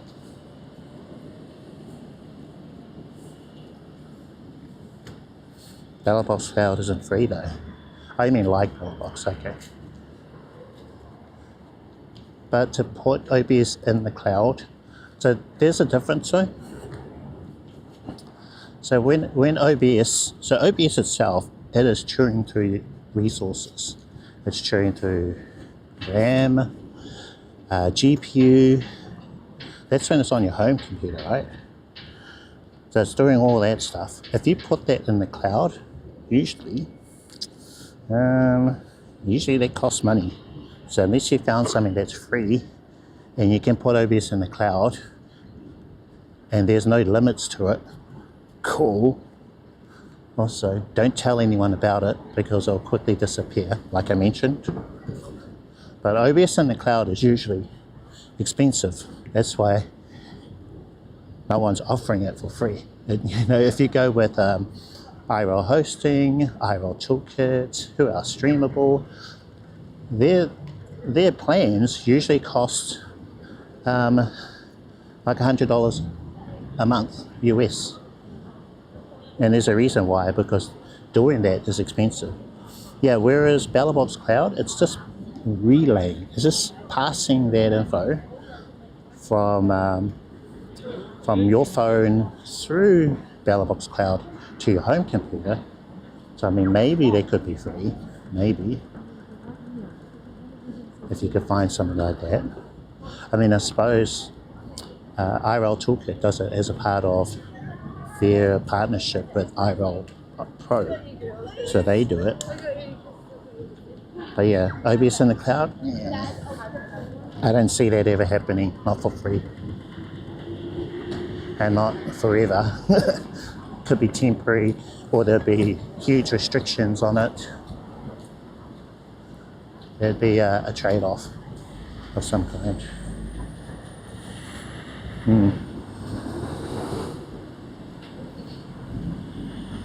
Yeah, if you've streamed from your OBS at home, you'll know that, you know, it's burning through RAM, CPU, GPU, it's doing all this stuff on your home computer, and usually that's quite a lot. If you've got a somewhat decent computer, it'd be like 20, 30, 50% of your computer's resources, because streaming is quite a heavy thing to do. Like when I try to do streaming and photo editing with Lightroom or Photoshop, that was like game over for my computer. Computer could handle both of those things. One of them was okay, but not both. But it's just to show that, you know, it's quite a heavy thing to do on your home computer. And that's why when you use your home computer, all that work is on your home computer. So if you try and put that in the cloud, expensive as. Yeah.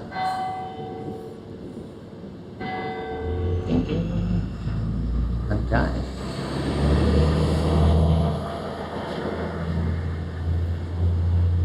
I think that Oracle thing that lasted maybe 3 to 4 months before they reneged on it. They said, oh nah, you can't do this anymore.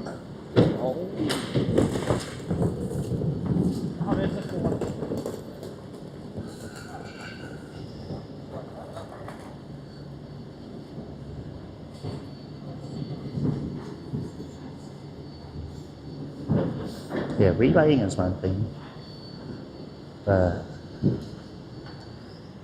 Cloud hosting OBS is a whole other thing.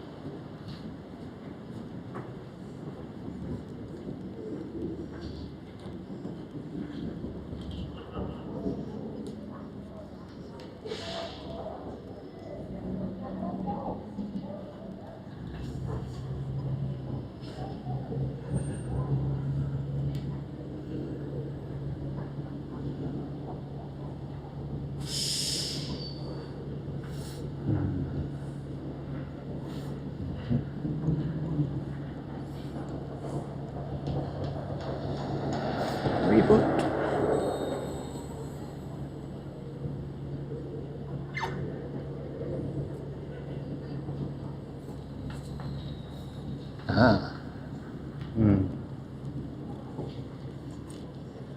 Yeah, if you can do it.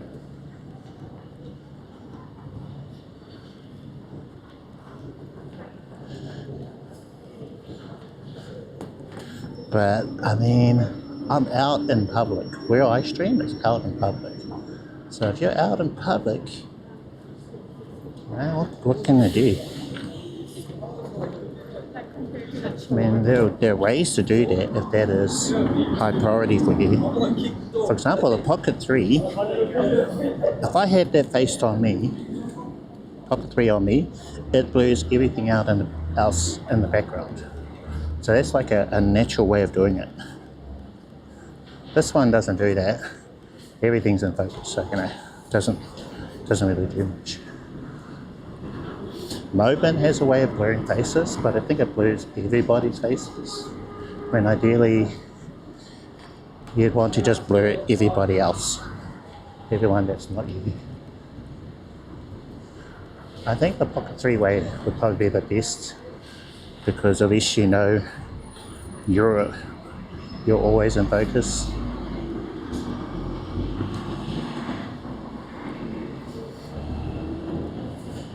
Now there are OBS plugins where it can blur people, but I think that one, it would blur everybody.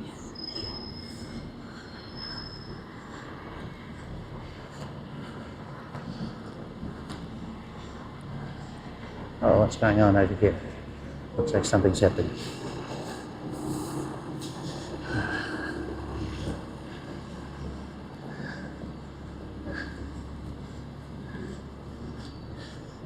So my streams are about IRL.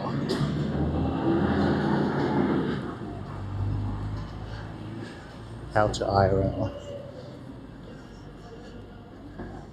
So usually I'm the focus.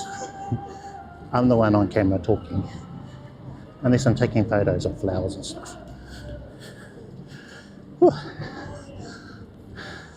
But I suppose if you, as a streamer, were wanting to go to a protest and stream that, I would say, yeah, probably do the blur faces thing, because that's kind of your intention, the theme of your stream. Because usually that isn't for me. That is cool. So like a walkthrough tunnel thing, that'd be great for photos. They're really cool. Whoa, music playing.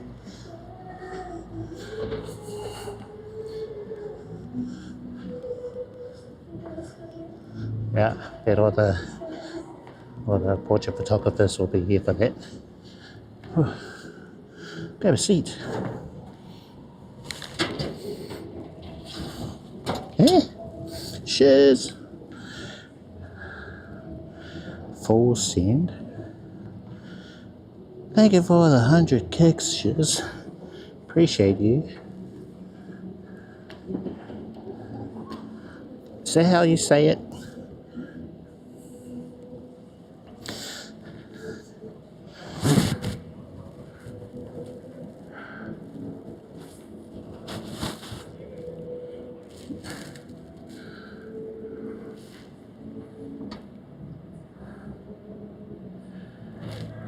Oh, now Mike's all the way up here. Okay, let's move a little bit. Appreciate you.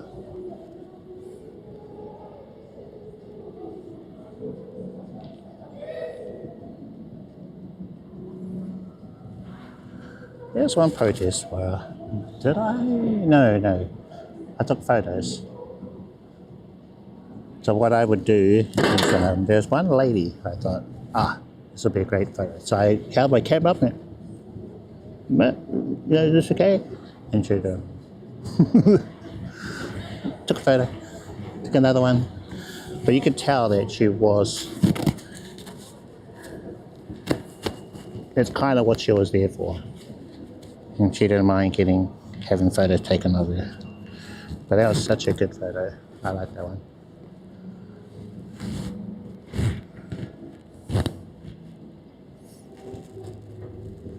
Just right up the front, right up the front.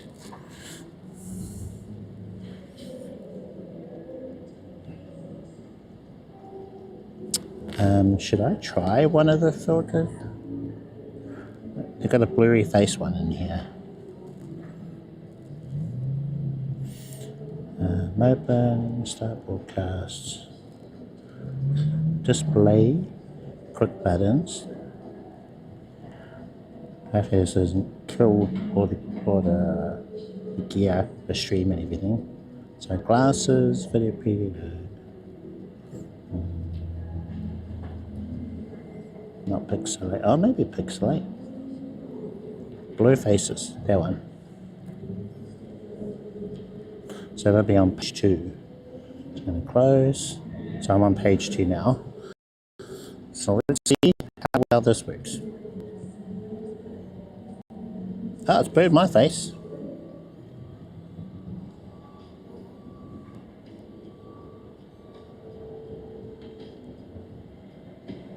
Whoa.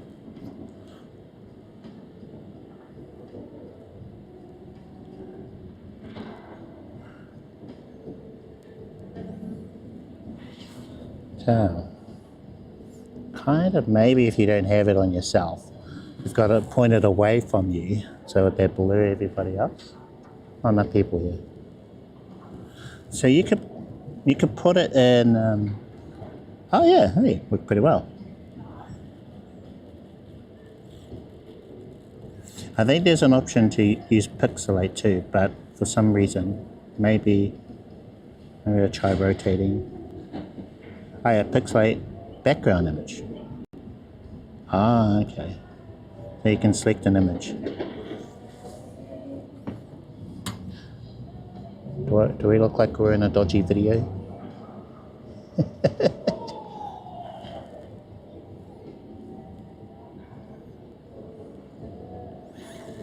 Hello everybody.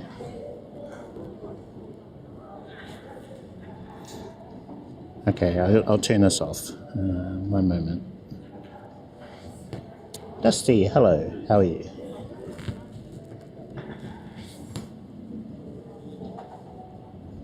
Should we do it? Yeah, I thought so. I thought so. There's another situation I was going around the booths of artist Ellie at TwitchCon. Okay. Some of the artists were PNG. Oh, yeah.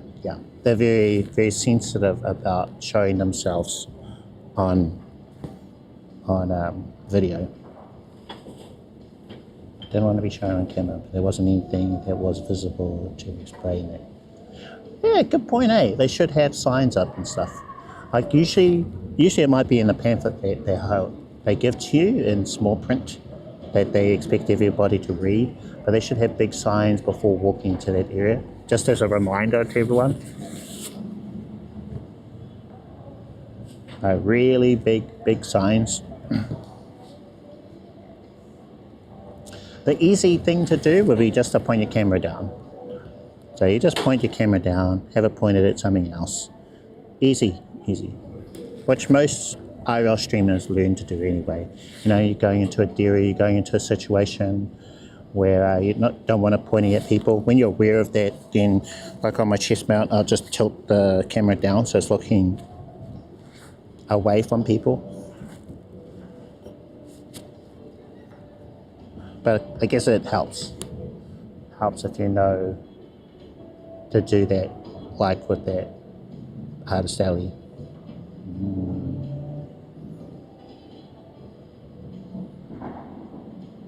Oh, tree. Oh yeah, just don't stream. Easy as, no problems. Don't even worry about it. Yeah. Oh well, you could always, well, if you're streaming to YouTube like I do, you could just cut that bit out, which I have had to do quite often. There'll be situations where I've shown sensitive info and they're like, oh, okay, I have to cut that out, unpublished from everywhere else. And so there are things you can do, but you know, in the moment, oh well.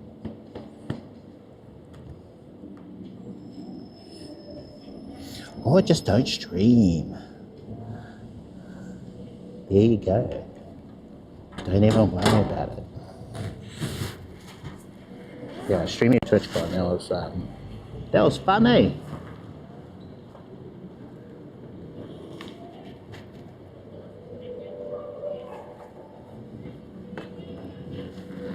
I learned quite a lot from that though.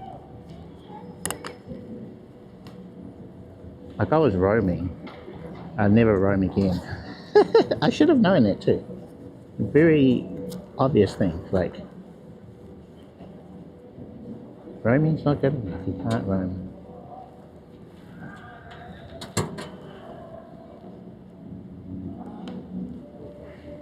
Oh, hey, okay.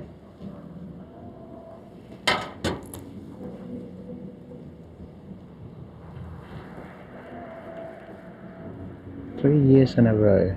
Were you there for 23? The one in Vegas? It's 23, right? For 26 now. 3 years ago. Almost. I was there for that one.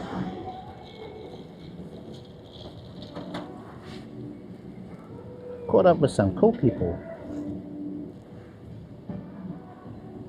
Oh yeah, so we probably saw each other. Had all the thousands of other people there.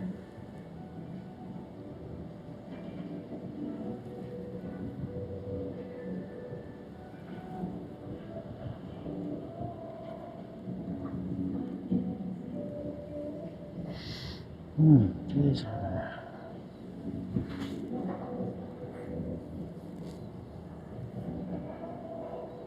I think for the next few years it's in San Diego, is it?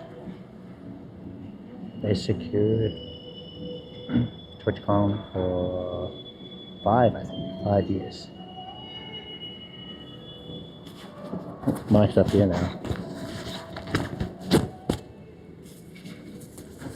I'm gonna try to put my mic over here instead.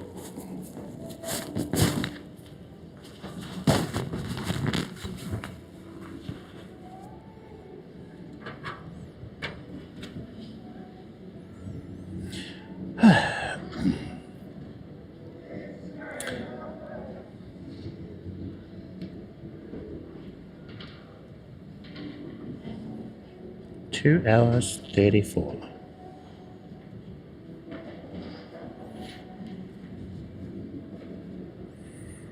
San Diego. Wait a minute. Found out where it is in Europe. Okay. Not supposed to tell. Okay. Your lips are sealed, is it?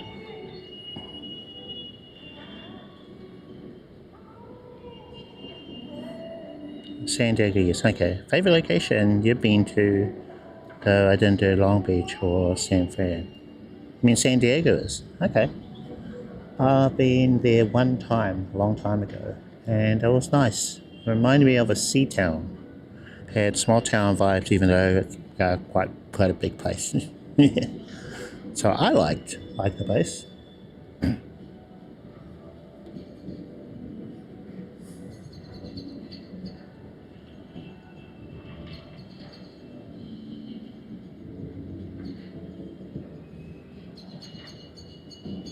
Didn't do Long Beach or San Fran.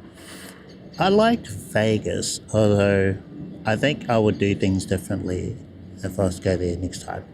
I think Poultry had the right idea by staying in the middle of their monorail route.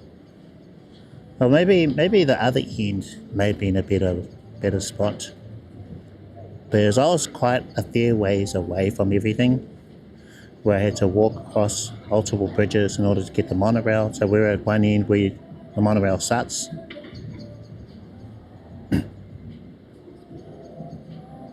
So at least it was an empty train when I jumped on, because by the time you'd get to the middle portion, there'd already be quite a lot of people on the monorail. So the monorail would skip stops.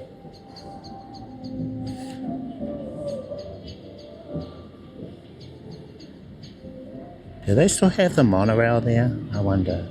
I heard somewhere that monorails were being removed from a whole bunch of places. Like the one in Sydney, that one gone, been gone for a few years now. Quite sad, I like that one. And I heard a similar thing for Vegas. I don't know. Oh, I need to hydrate. We had the redeem earlier, so there is a tap just around here. Actually, I walked right past it. So I'll do a hydrate. But we're about wrapping up. Gonna get home. I've got a iced coffee in the fridge. I think that'll be really nice.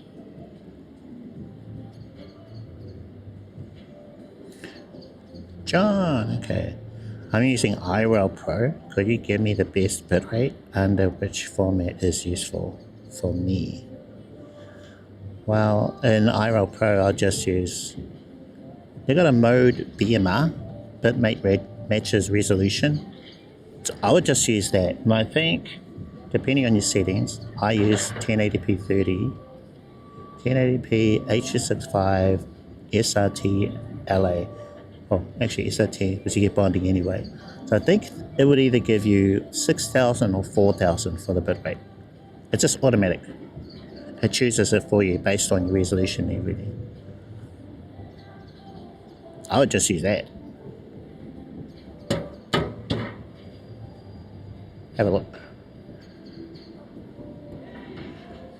BMR.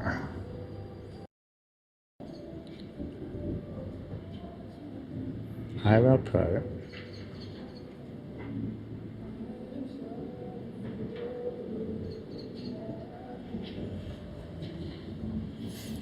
Let's try something.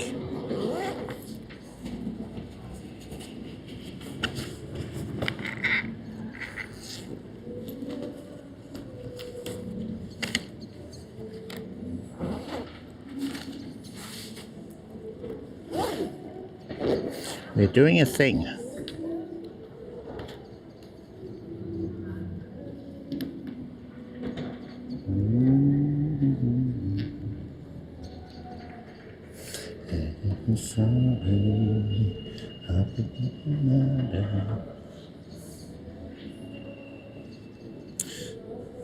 Okay, so on A4 scene, and I'm going to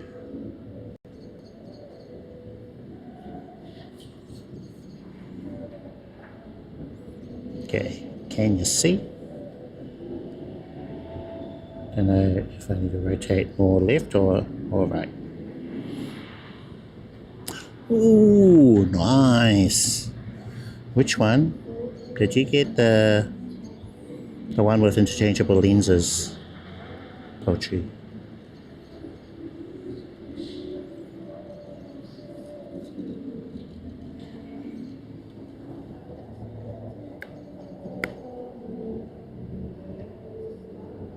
Okay, they look pretty in sync. So I think it's just a Pocket 3. I need to figure out the timing on that one. Mission Pro. Alright. Well, can't wait to hear all about it. Okay, I need to just move away for a little bit. Make sure I'm not revealing too much or little. Video? Oh yeah, okay. Okay, down here we have our S23 Ultra on the little mini tripod, JJ02, and go into the settings, and I look for video. Not out yet. Yeah. Ah, yeah. So is that the one that Potato Jet did a video on? He uploaded it recently when he was on his dirt bike. That one. That looked pretty good. One that can do 960 frames a second. Which is some crazy slow-mo. And it looked nice.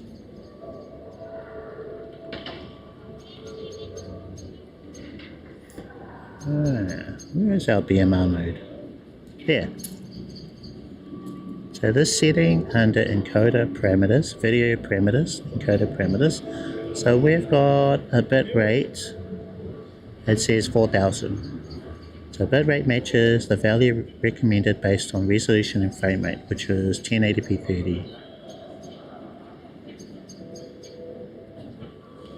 Yeah, so I would just enable that, just makes your life so much easier.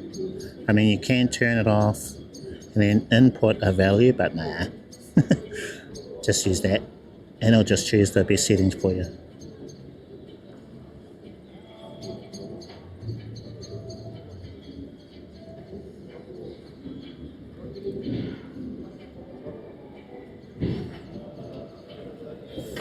You are welcome.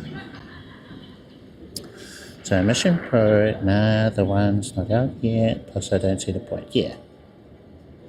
Yeah, I heard that the interchangeable lens one, well, it's a 1-inch sensor with a micro four thirds mount. So you'll be cropped in to the middle of the lens. If you've already got micro four thirds, not bad. Also, there is no autofocus.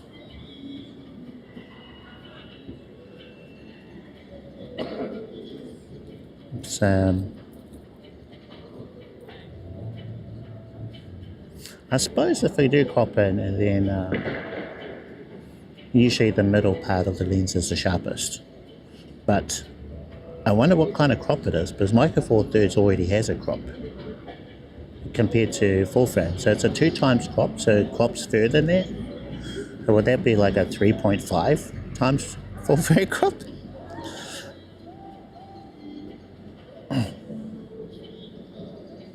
And then is there any other cropping added to that?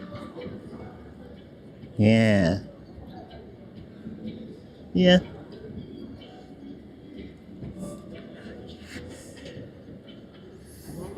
It's too bad they didn't come out with their own mount though. I think they should have done that. Have a mount that fit their sensor size.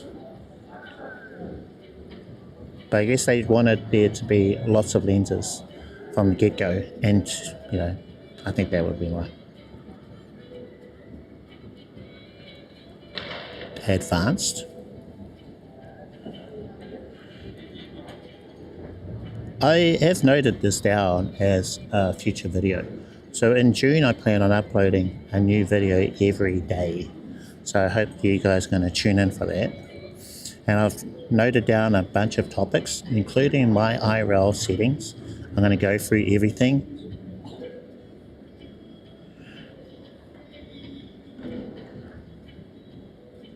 I don't know if I've got an advanced options. It looks like everything's off. I'm having a look now. Yeah, everything's off. I'm not using anything.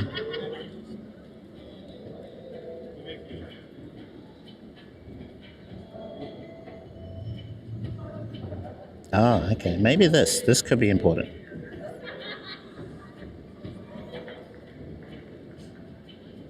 Okay. So almost everything is off. Metaltron. Okay. So we've got a whole bunch of stuff on the left hand side, and then where you can toggle them on and off. Now most of these are off. So if I show you, except for maybe quit if inactive in background. So I've got that turned off. You can have it set to 1 minute, 2 minute, 5 minute. I've got it disabled, so maybe that could be different. Perhaps if you might have it set to 1 minute. So if you're not doing anything with it for a minute, then it'll just switch off by itself. I mean, yeah, suppose you could set that to 5 minutes. I think that's the only thing in here that I've set. Everything else looks like it's turned off. And there's no OTG or USB camera option either, so that's turned off for me. I should note I do have the public version of this. I don't have the beta or the alpha version where some things are enabled for you. I used to, but it started to stop working for me.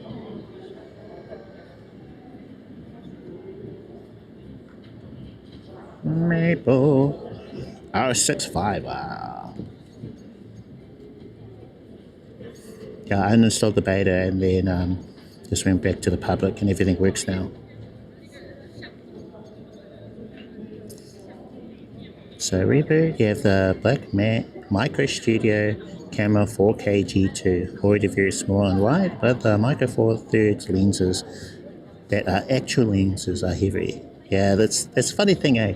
Well, the Micro Four Thirds was supposed to make things smaller, but their cameras, especially now over time, when they first came out, they were smaller, but you know, mirrorless cameras, they got in smaller, lighter. The full frame cameras are very comparable in weight to like the GH5 They do have one advantage because their sensor is smaller. They can pack a lot more tech into them. That's what they could do with the GH5. But some of those features now are coming to the bigger cameras with their larger sensors. So the advantage of Micro Four Thirds has gotten smaller over time.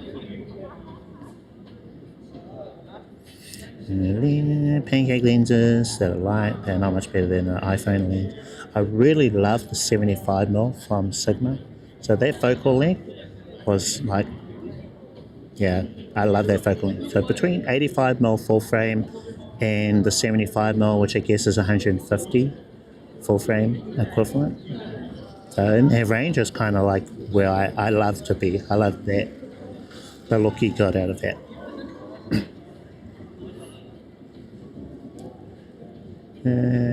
Jimmy, testing questions for you. Poultry. New Canon camera could be pretty good for streaming. Got to use it for a bit on launch day. Ah, okay. Yeah, which camera? Let's see. Thank you for the follow. Howdy. So, yeah, Belabox. Yeah, the day it launched, they had it at a show. It's insanely light. Wide enough to point, I think. You could actually shoulder mount it with no issue. Huh. Yeah? Really?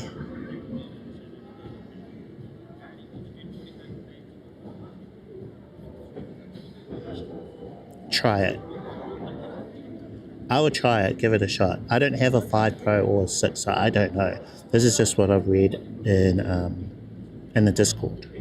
Folks have had better luck going through the Memo app. Yeah, give that a go.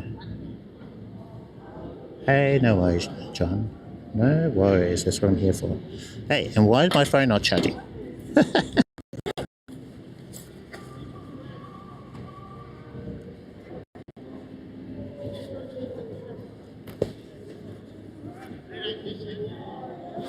On 23% battery.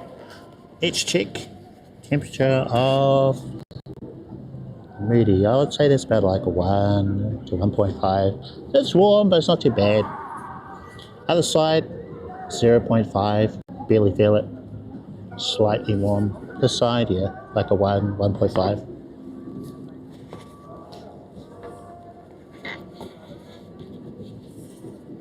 With the rough internet where we are around like 40-something%. I can't quite see what battery we've got on the Mudi. And then the Anker's on 91%. I might actually look into getting a lighter Anker battery bank, eh? So this will be the beast for long streams. And then something like a little bit lower, a little bit lighter for the 2-3 hour streams that I do.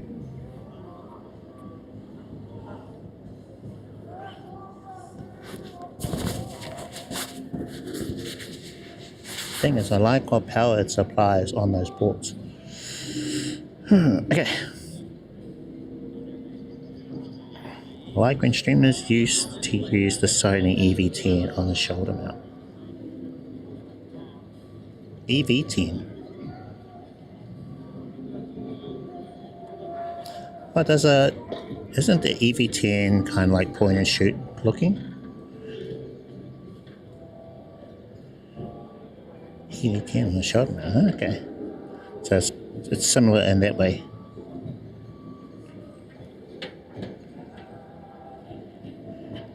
People were doing that.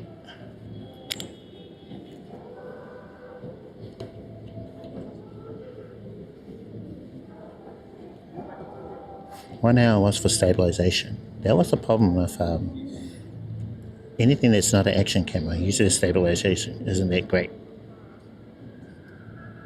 Another.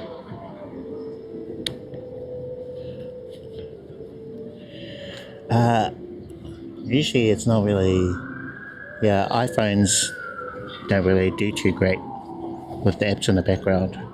I think from memory, I think that's where the issue was.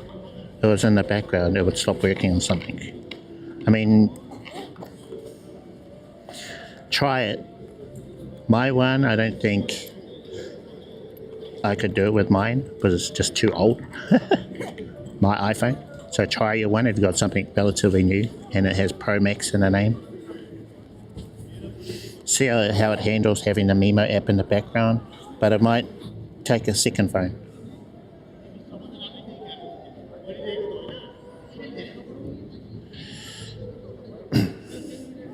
Yeah, but I think that's the problem, was usually iPhone will shut down apps in the background. You know. Oh my god.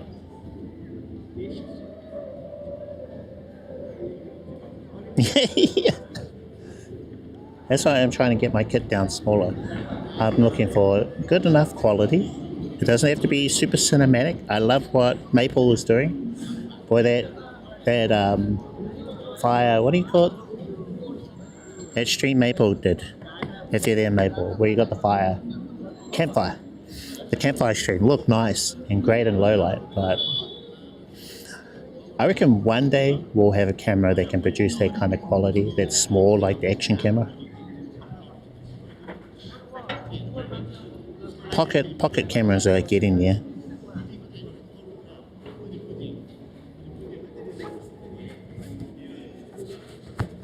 Yeah, that one.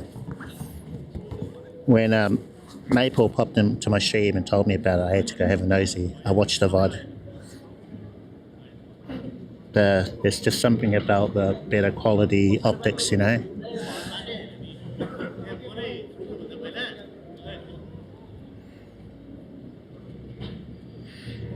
Yeah, and people are saying, is that blue screen? Is that green screen back there?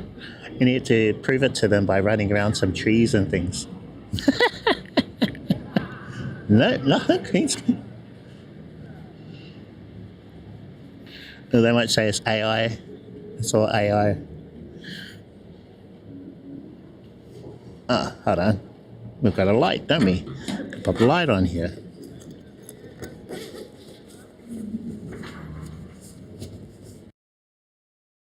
Camera died.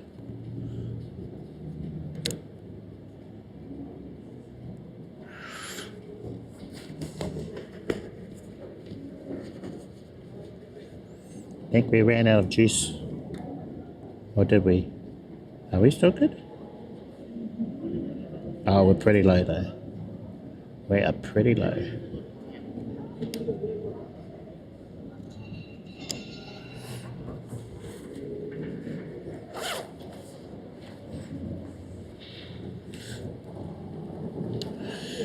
Okay, let's plug in power cable.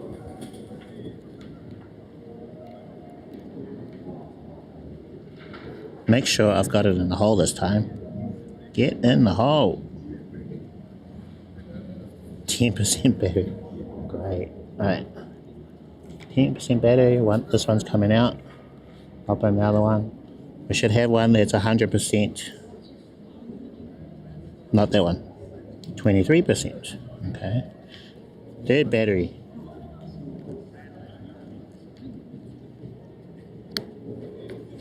And 100% battery.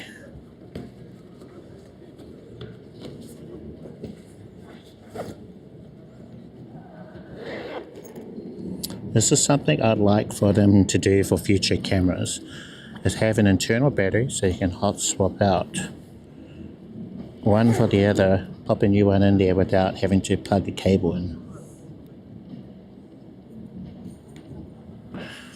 Without breaking anything. So without breaking any of the functionality.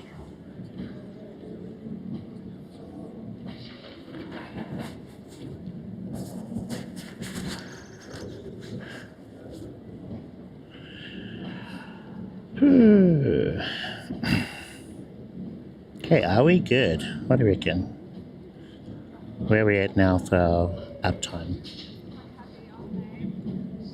Almost 3 hours. It's 5. It feels later than it is. 5:30.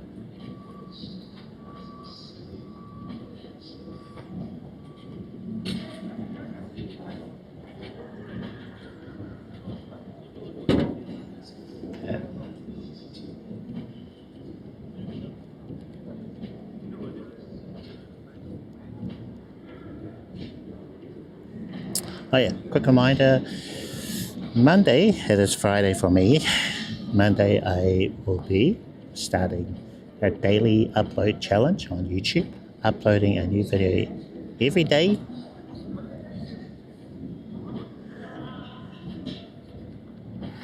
Every day, so 30 days, one new video. Haven't done it before, it'll be a first for me. Hope you're going to tune in for that. All the likes, appreciate it. I've noted down topics that I can cover. I have one video in the backlog. I think I should have at least one per week that I can upload on my Friday, because Friday is the big day that I will do a live stream.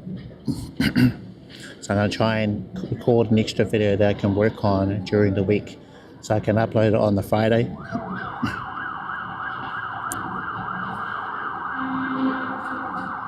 It's so loud.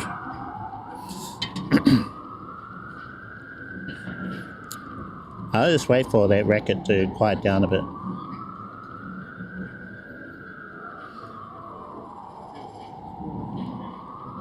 Hey Aussie, what do you mean by self-hosted? Well, what I mean by that is, so I'm streaming from my phone, which is an iPhone. I got an iPhone. Streaming from that back to my computer at home.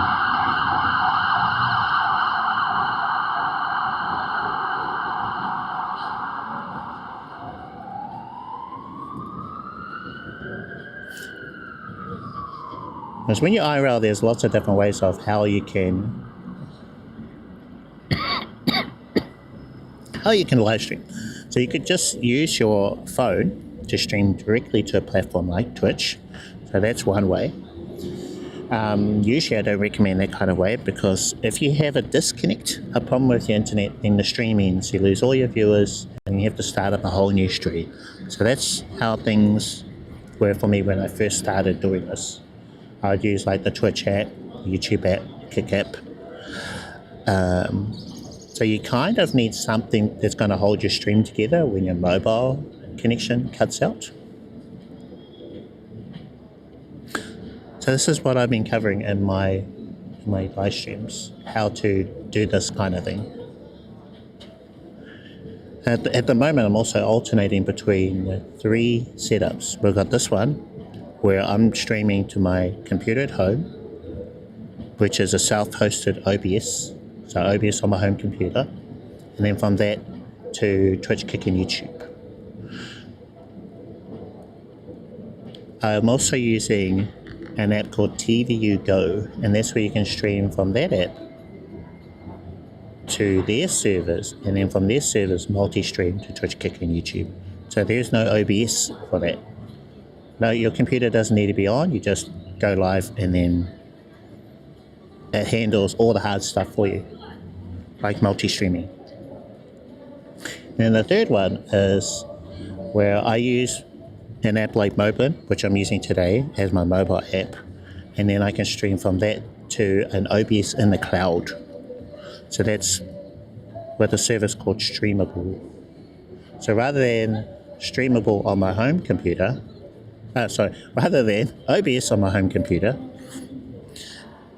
which I'm calling self-hosted OBS because the OBS is on my home computer, I'm using the OBS in the cloud.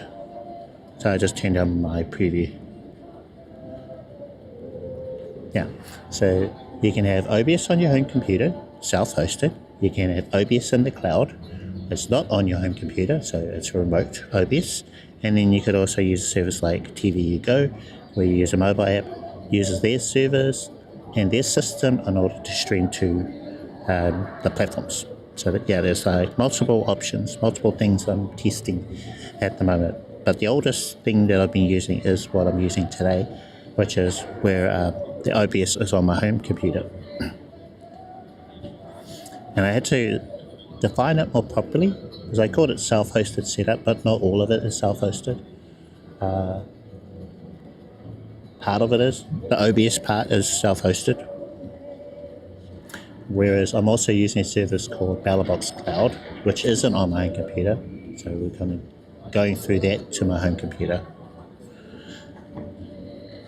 But then today, we also stream directly to my home computer, which is called Port 40.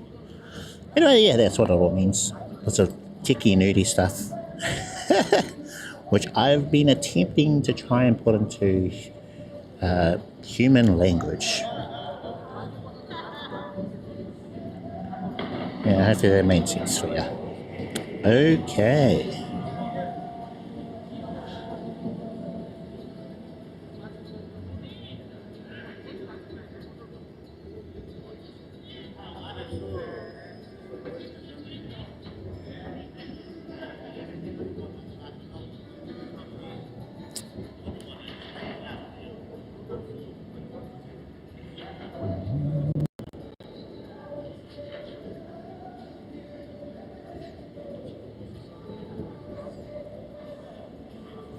Alright, so I think that's a good place to wrap things up. Well, thank you all for joining me today. Started the stream off at the Auckland Museum, tried to stream there, then we went to the Domain Wintergardens where we got smashed for internet. Actually smashed for internet in both places. But things have been pretty steady since we left the Auckland Domain. So I'll try not to do too many streams like that, where I'm pushing the limits of what I have. Tech stuff, but yeah, I agree. Most of the time, it isn't something that people want to hear about on stream. There isn't explicitly about setting up a... Oh yeah.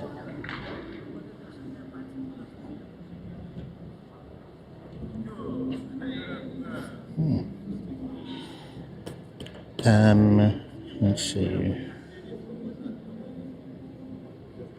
Just checking a couple things here. We'll turn off the screen share and our light.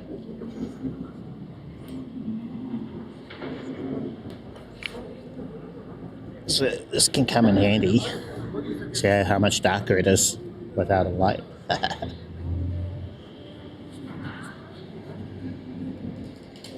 Much love, everyone, yeah. Much love.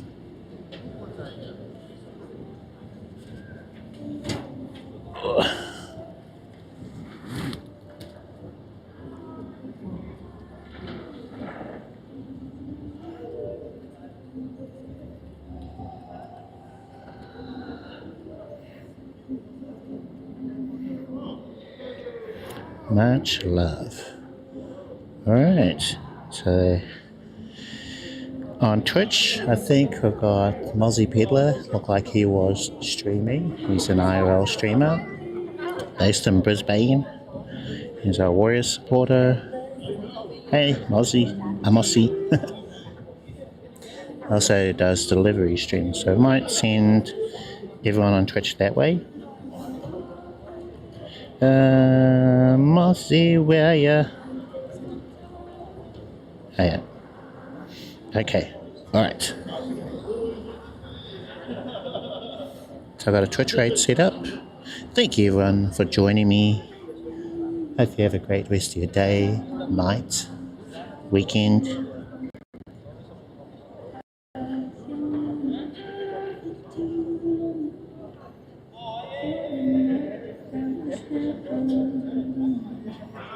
Safe weekend, everybody.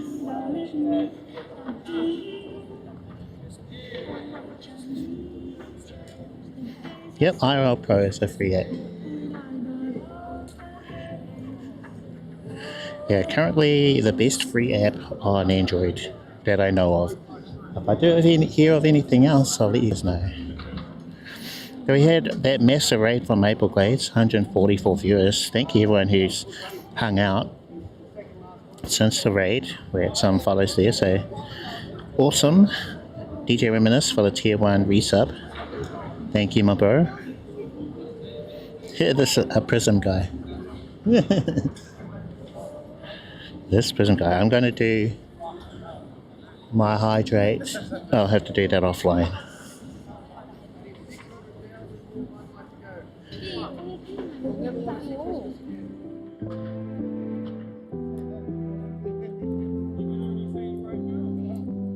Alright, take care everyone. See you next time.